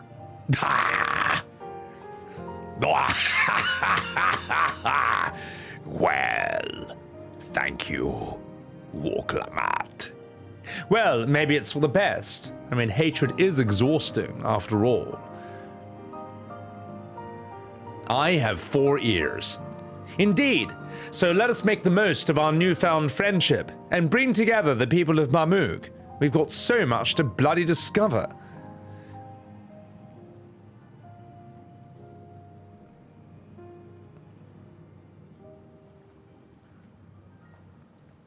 Oh, jeez!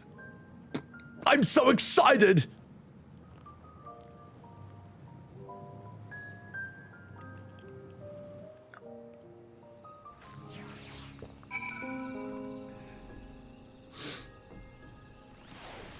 Okay, that, in my opinion, is the best scene in all of Dawntrail so far. That was brilliant, man. I mean, even if it wasn't brilliant, that was just like... That's probably the most actual emotion I've felt in the entire MSQ, and I was talking like a horrific reptile for like half of it.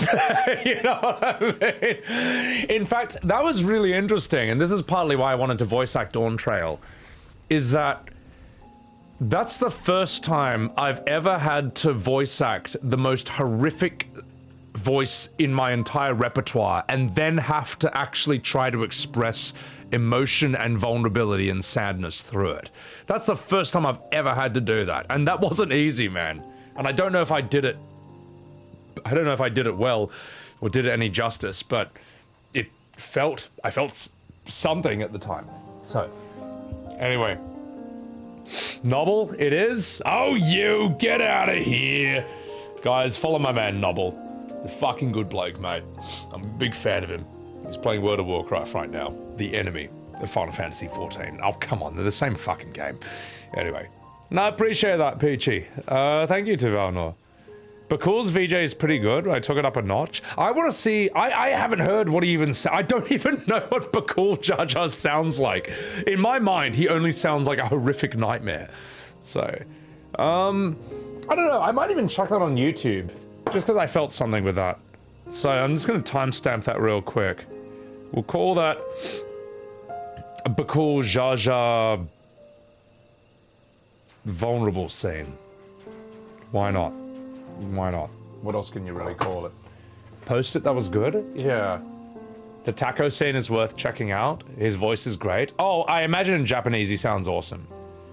That cutscene was voice meter. If that cutscene was not voiced, then people who bought this expansion did not get their money's worth. So, didn't expect it after seeing trailer. Also, what's up, Yabi? How the fuck are ya? Selenium Frost, appreciate it. VA Argonians for Elder Scrolls. I don't know what that is. I haven't, you know, I've never played an Elder Scrolls game. How embarrassing is that? Oh, I'm seeing your clap emojis in chat. Get out of here. Appreciate you. Get out of here. So, yeah. Talk no Jutsu wins again. I tell you what, I you know what I like about Bakool Jaja is he reminds me a lot of Krogans from Mass Effect. Now again, I've never finished Mass Effect. I've got like maybe halfway through 1, but I know enough about the lore to know that the Krogan's backstory is immensely sad, and it actually is very similar to this whole two-headed Mamulja thing, where the amount of birth defects in their race is so massive that simply to not be one of them and survive at all, that is like you overcoming. It's something like with the Krogans in Mass Effect, 1 in 1,000. No, it's like, yeah, only 1 in 1,000 are born not deformed, and the other 999 out of 1,000 are born deformed, and that's a deliberate thing. That's like a disease that was inflicted upon them by the Solarians as a means of controlling their population, because when the Krogans were... They're originally like some toad creatures. They were advanced genetically to become intelligent to fight back against some spider race who... The intelligent race is fucked up. They basically used a mass relay, ended up in the Arachnid space. It's a whole fucking story. Anyway, the Krogans got fucked over. And it's a very, very upsetting story about them, and it reminds me of Bakool Jaja in a lot of ways. And maybe that's why that hit me a bit emotionally on that level, because I've always kind of been very attached to the Krogans. I don't know, out of all the races in Mass Effect, the fact that a fucking aggressive, combative, chaotic, alcoholic Australian would identify with the Krogans the most. I have no idea how that happened, but it somehow did. Not to say I don't like the other races.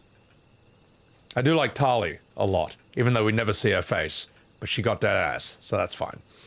The Turians are cool, but I didn't really identify with them much.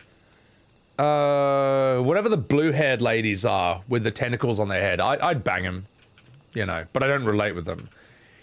The Krogans are the ones who it's like, I don't know. Like, I feel like these people speak to me. The Asari! I do love the Asari. Yeah. But the Krogans are like, these guys are my boys. I don't know. I don't know why, but I want to hang out with these guys. So, yeah. Anyway. Sad face. Yeah, Hoyle. No, so what it is, Hoyle, is that, I can sum this up properly. In Mass Effect, the alien races discover the mass relays, which basically teleport you instantly to other parts of the galaxy. They use one without even really knowing where it's going to go. They end up in Arachnid space. Arachnids are this super aggressive spider race who, upon you arriving in their world, in their territory, they immediately attack back and try to genocide like everyone. So what the good guys do is they find the Krogans, who are basically toads. They're just like frogs, and they hyper-advance them. They advance their evolution so they become like sentient and like human-like, and basically use them as a tool to fight back against the Arachnids. And the Krogans basically kick the shit out of the Arachnids. They're so good at war, they win.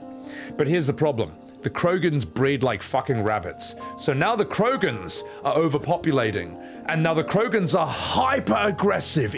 They are also really aggressive themselves, and then they turn on the people who advance them genetically.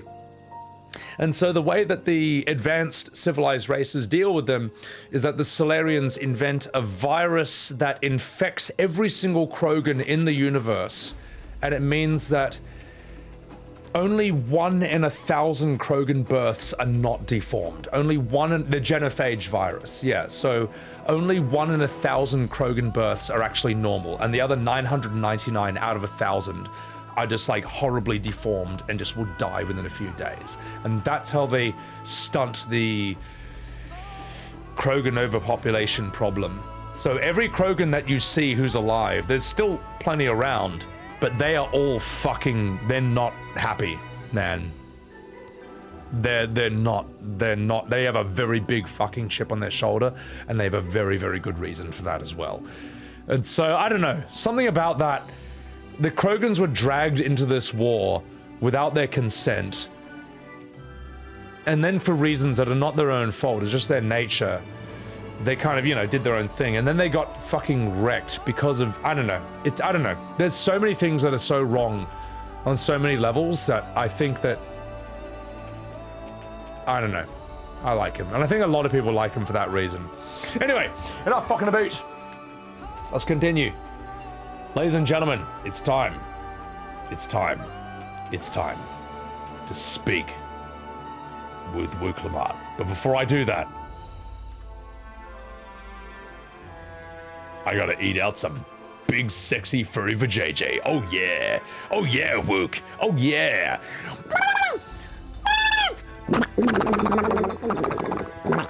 My name is Sonic, and I'm eating out Wuk Lamat. Hello, hello, hello. Hey, this is some DeviantArt shit right here. I'm walking here.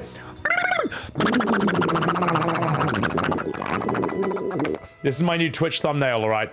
If you're scrolling through FF14, you will see this, and you'll be like, my God, I have to click on that. And you probably did. Just now. You probably entered my stream. And now you know. And now you can't unknow it. Ah, case in point, Arito, welcome in. You clicked on my stream. This is the first thing you saw. Good. The first thing you saw is what every Redditor wants to do to Wuk Lamat. There you go. Truth. I'll stand by that statement. This is the high quality content you came for. You're fucking damn straight it is. Yeah. Yeah, exactly, Turban. Well, most are not looking for a cure except Rex. That's what's so interesting. So, anyway, I do want to stream all of Mass Effect, because as I say, I only know the game up until like the first half of the first one. Never played 2, never played 3. People say it's one of the greatest trilogies ever made. And to me, it looks like American Final Fantasy in space. If Final Fantasy was good. Now let's chat with Wuk Lamat. Oh, jeez. Oh, hello, Sebby. Before we rejoin the others, can we talk for a moment? And can you maybe just eat out my big furry vajayjay just a little bit longer? Oh, God, they're so good. Oh, God. Oh, I'm coming. Oh, jeez. Oh, jeez. Oh, jeez. Oh, it's all over your face. Okay, maybe you'll need to get a towel or something, but it's all right. Anyway, what I was gonna say is, I really hated him. You know, Bakool Jaja. Oh, jeez, someone else is having a cum explosion. Anyway, I really hated him. You know, Bakool Jaja, with every fiber of my being. He tried to ruin Ihihana. He sabotaged us on the river. He kidnapped me for my keystone. And he released the most vicious Tural Vidral of all time. Anything he could do to cause pain, he did. Oh, jeez. Never in a million years would I forgive him. But the moment I understood why he did what he did, the pain he's been carrying all this time, my anger just evaporated. And, well, oh, jeez. Does his pain justify his action in your eyes? I'm Sonic. Oh, well, thank you for coming up for air in between eating out my big furry vajayjay. And I hear you. Bakool Jaja's motives, they don't absolve him of his crimes. He must answer them, like anyone else. But right now, my duty is to ensure that no one in Mamook feels desperate enough to go to such lengths ever again. Oh, keep doing that. Anyway, well, thanks for listening. Well, now that I voiced that, I feel readier for the challenges ahead. Oh, but just a bit longer, then I'll feel super ready. Oh, don't, jeez. Oh, okay. Anyway, now I feel really ready. Come on, let's head back to the city. Oh gosh. Oh jeez. Oh.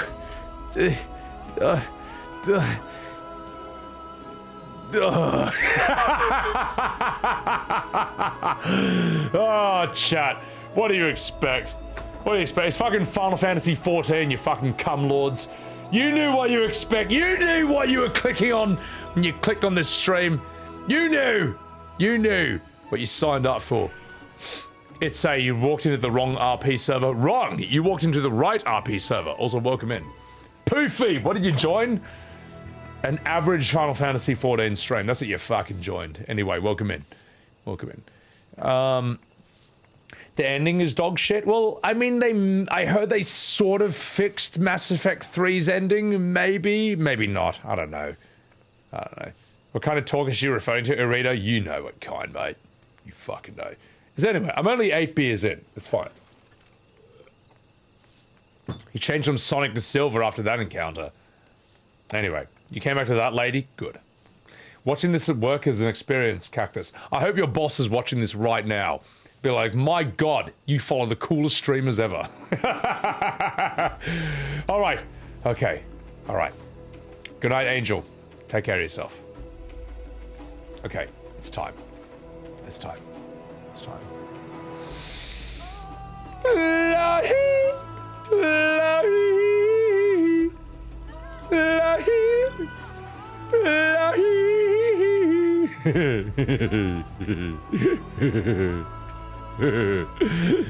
Man, this mount is so funny, mate. They didn't fix the ending? Well, what the fuck is wrong with them? They had 1 billion years to fix it. They've had like fucking 15 years to fix Mass Effect 3's ending. Fix it. Oh wait, they were too busy doing Mass Effect Andromeda. Which makes you miss Mass Effect 3's ending, from what I hear. It's like, oh geez, we're a bit too harsh on that. Anyway, you know what? I'll be the judge of whether Mass Effect 3's ending is good when I stream it, eventually, in like a really long time from now. Anyway, let's have a chat with Wuk Lamat. Oh jeez, Bakool Jaja's scales represent his faith in us. We won't fail him or his people. Oh jeez. They had a DLC to expand the ending. Well, I hope it fixed it. Hello. We haven't a moment to lose. I'm Alphinaud. According to Milalja... Oh, fuck, I skipped the dialogue. Oh, no one cares. Anyway, well, we should take a scale and get going. And... I don't know, it's... part of the quest.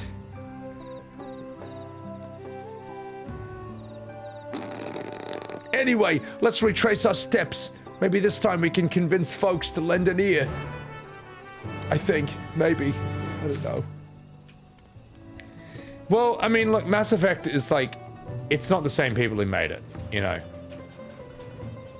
Like, you can... When you see the photos of the people who made the game you love, and then you see the photos of the devs who are the new devs working under the same game title, it's like, there's a difference between picture A and picture B.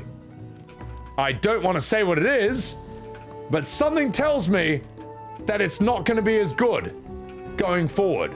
There's something that tells me why the first game was good and the later games were not. But I can't say that without getting in trouble. Or maybe I can, I don't know. Anyway, let's have a chat with this bloke. Did I not tell you to move along? I can't be seen talking with the likes of you. Oh yeah? Well, what if I show you some blessed scale? A blessed scale? In an outsider's hands? What business do you have with me? So, Bakool Jaja sent you to call his assembly. I'm not sure what to make of this, but I'll go to Maxatural Zouj at once. Kubo. Alright. Let's go there, to the place that he talked about. Let's do this. You know the sad thing is, right? Like, that scene with Bakool Jaja, that was really heavy, man. That was really dramatically intense. A good story will make that every single scene. And that sounds impossible. And yet you've all seen The Matrix 1. And you've all seen Lord of the Rings. And you've seen a million movies and a million shows that can do that in every single scene. And that's the sad thing about, that's like the tragedy of FF14, is that like every now and again you get these incredible scenes, like the final confrontation with Emmett, the Rains have Ceased, you know, that scene, some of the Endwalker scenes, but in between that, there's just this. There's this.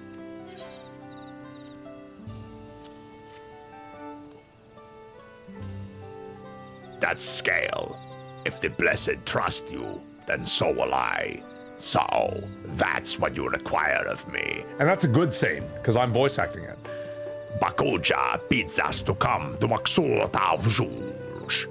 A strange place for an assembly, but well, I will not refuse he who fights for our dreams. You know, how did the solo duty go against Bakool Jaja? First try, mate. First fucking try. So, yeah, Fellowship of the Walk, the Twin Walks, and Walk Through the Rings into Fire. You know what I'm talking about, lady. You know what I'm talking about. Like, in Lord of the Rings, the reason it stood the test of time is that it does the almost impossible feat of cinema of making 12 hours straight absolutely riveting from start to finish.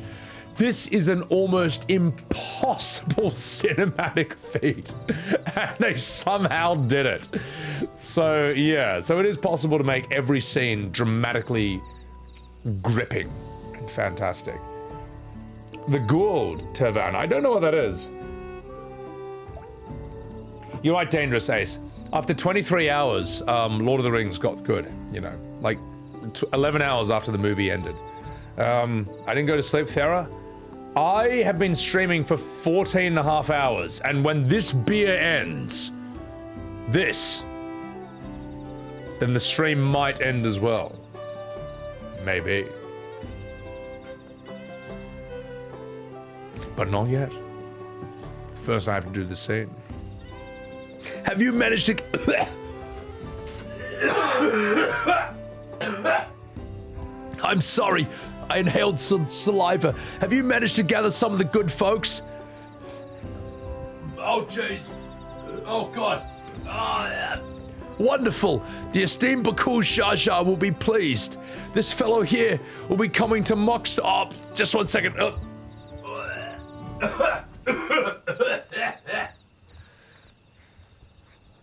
Oh, God. Anyway, there's a national nursery to the west called Goljmik Grove. Could you go there and see who you can talk to as well? I'll meet you in the place afterwards. Goodbye. Whoops. It's alright. I only streamed for 10 hours. Hey, look, 14 hours... 14 and a half hours is better than 18 hours, alright? It's fine. And I'll probably stream 18 hours this coming Saturday as well. So it's fine, it's fine, it's fine. It's fine, chat. It's fine. You know why it's fine? Because you sadists and you psychopaths will sit here and watch me. That's why it's fine. You will sit here, you who thrive on streamers' tears, you who live for the suffering of people like me, you will sit here and watch me stew in my own misery from playing Dawntrail. That's why you'll be here. That's why you've been here. Because all you want to see is suffering. You don't want to see skill. You don't want to see craft. You don't want to see people actually be good at things. You don't want to see people succeed at the things they set out to do. You want to watch people suffer. Not even in silence. You want to see people suffer loudly and miserably for a really long time. That's what I understand about Twitch viewers, you fucking psychopaths. That's why you'll be here. That's why you'll be here watching me do this. Leave this place, outsider. Oh yeah? Well, what if I give you this? My apologies. I was unaware. I thank you, blessed Scale Bearer, for bringing me word of this gathering. I shall away to Maxtural at once. Oh, Wasu. Make it Beja Wu. I'm not wrong, Hoyler? Fucking damn straight. That's the thing, Ken Ninja. No one cares about this game. No one cares about Dawntrail. None of you want to play this game right now. None of you. You just want to see me play this game and hate myself for doing so. You fucking psychopaths. That's why I'll stream it. That's why I will stream this game, this story, this miserable story, until the very end. For your sick amusement. Actually true, you're damn straight it is. Anyway. Alright. Alright, you disgust me. No, you don't disgust me. I'm proud of you.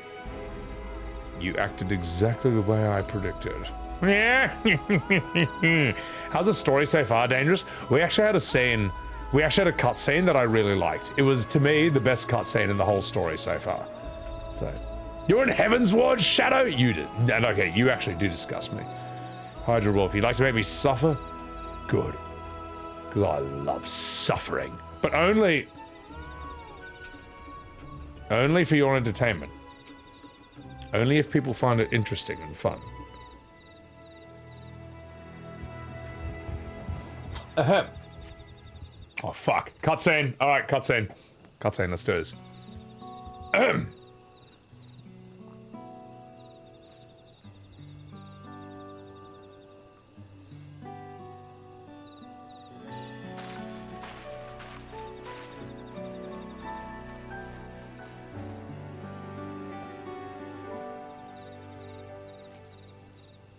Where's Wuk Lamat? Wow, that's a question that no one has ever asked. Oh, hello everyone! It's me, the main character. Sorry to keep you waiting. Hello. Oh jeez. Anyway, oh gosh. You invited the second promise as well.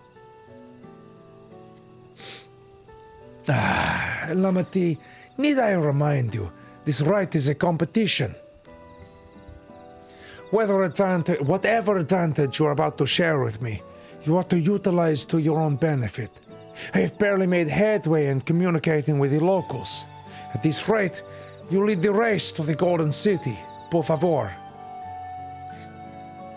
Oh jeez. Well, I need your help. Hello. To complete the feat? No. Well, Mamook has a problem I can't solve on my own, and, well, you're the most clever person I know. I want you to hear the people firsthand, so we might come up with a way to help them. Oh, jeez. Very well. I am at your disposal. Tacos and burritos. Meow! Well, everyone, thank you for gathering on such short notice. I'm Wuk Lamat, third promise of Tuli Olal, the main character of Dawntrail, and far more important than the Warrior of Light. Really? Promise? I thought you saw Bakool Jaja. You deceived us? No, they did not.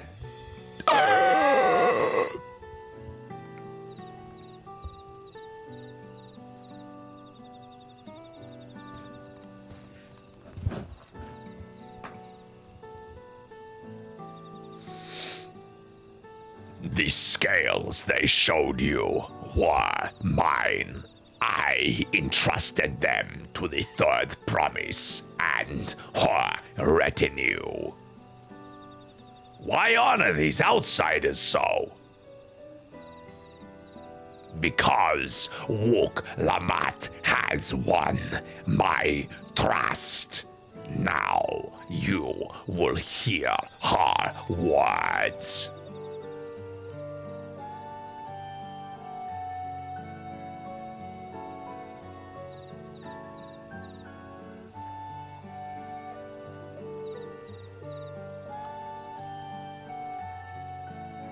Bakool Jaja shared with me the truth about blessed siblings, about the price that you paid to conceive them. As an outsider to your community, it's not my place to judge you or your culture. Culture is born of the experiences of its people. of their lives and their land. It breaks my heart to know that yours has brought you so much suffering. Oh, jeez.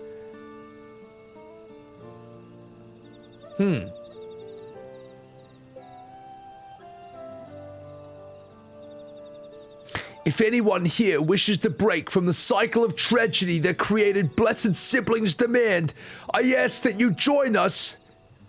Please. Please. I don't want any more of our children to die. You think we want this? We have no choice. Only blessed siblings can liberate us from our suffering. Without them, we have nothing. That remains to be seen. Speak with the third promise. Share with her your worries and your pain. Together, we may find a new way forward. Together.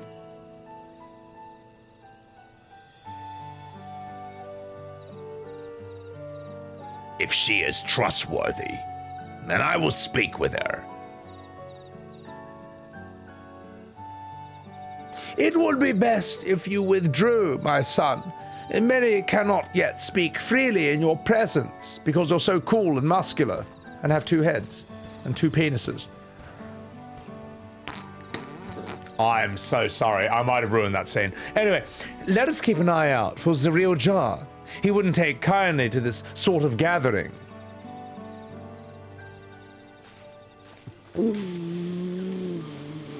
Sorry. Well, okay, once we understand everyone's concerns, we'll be better equipped to help them. Let's make sure they feel heard. Oh, jeez.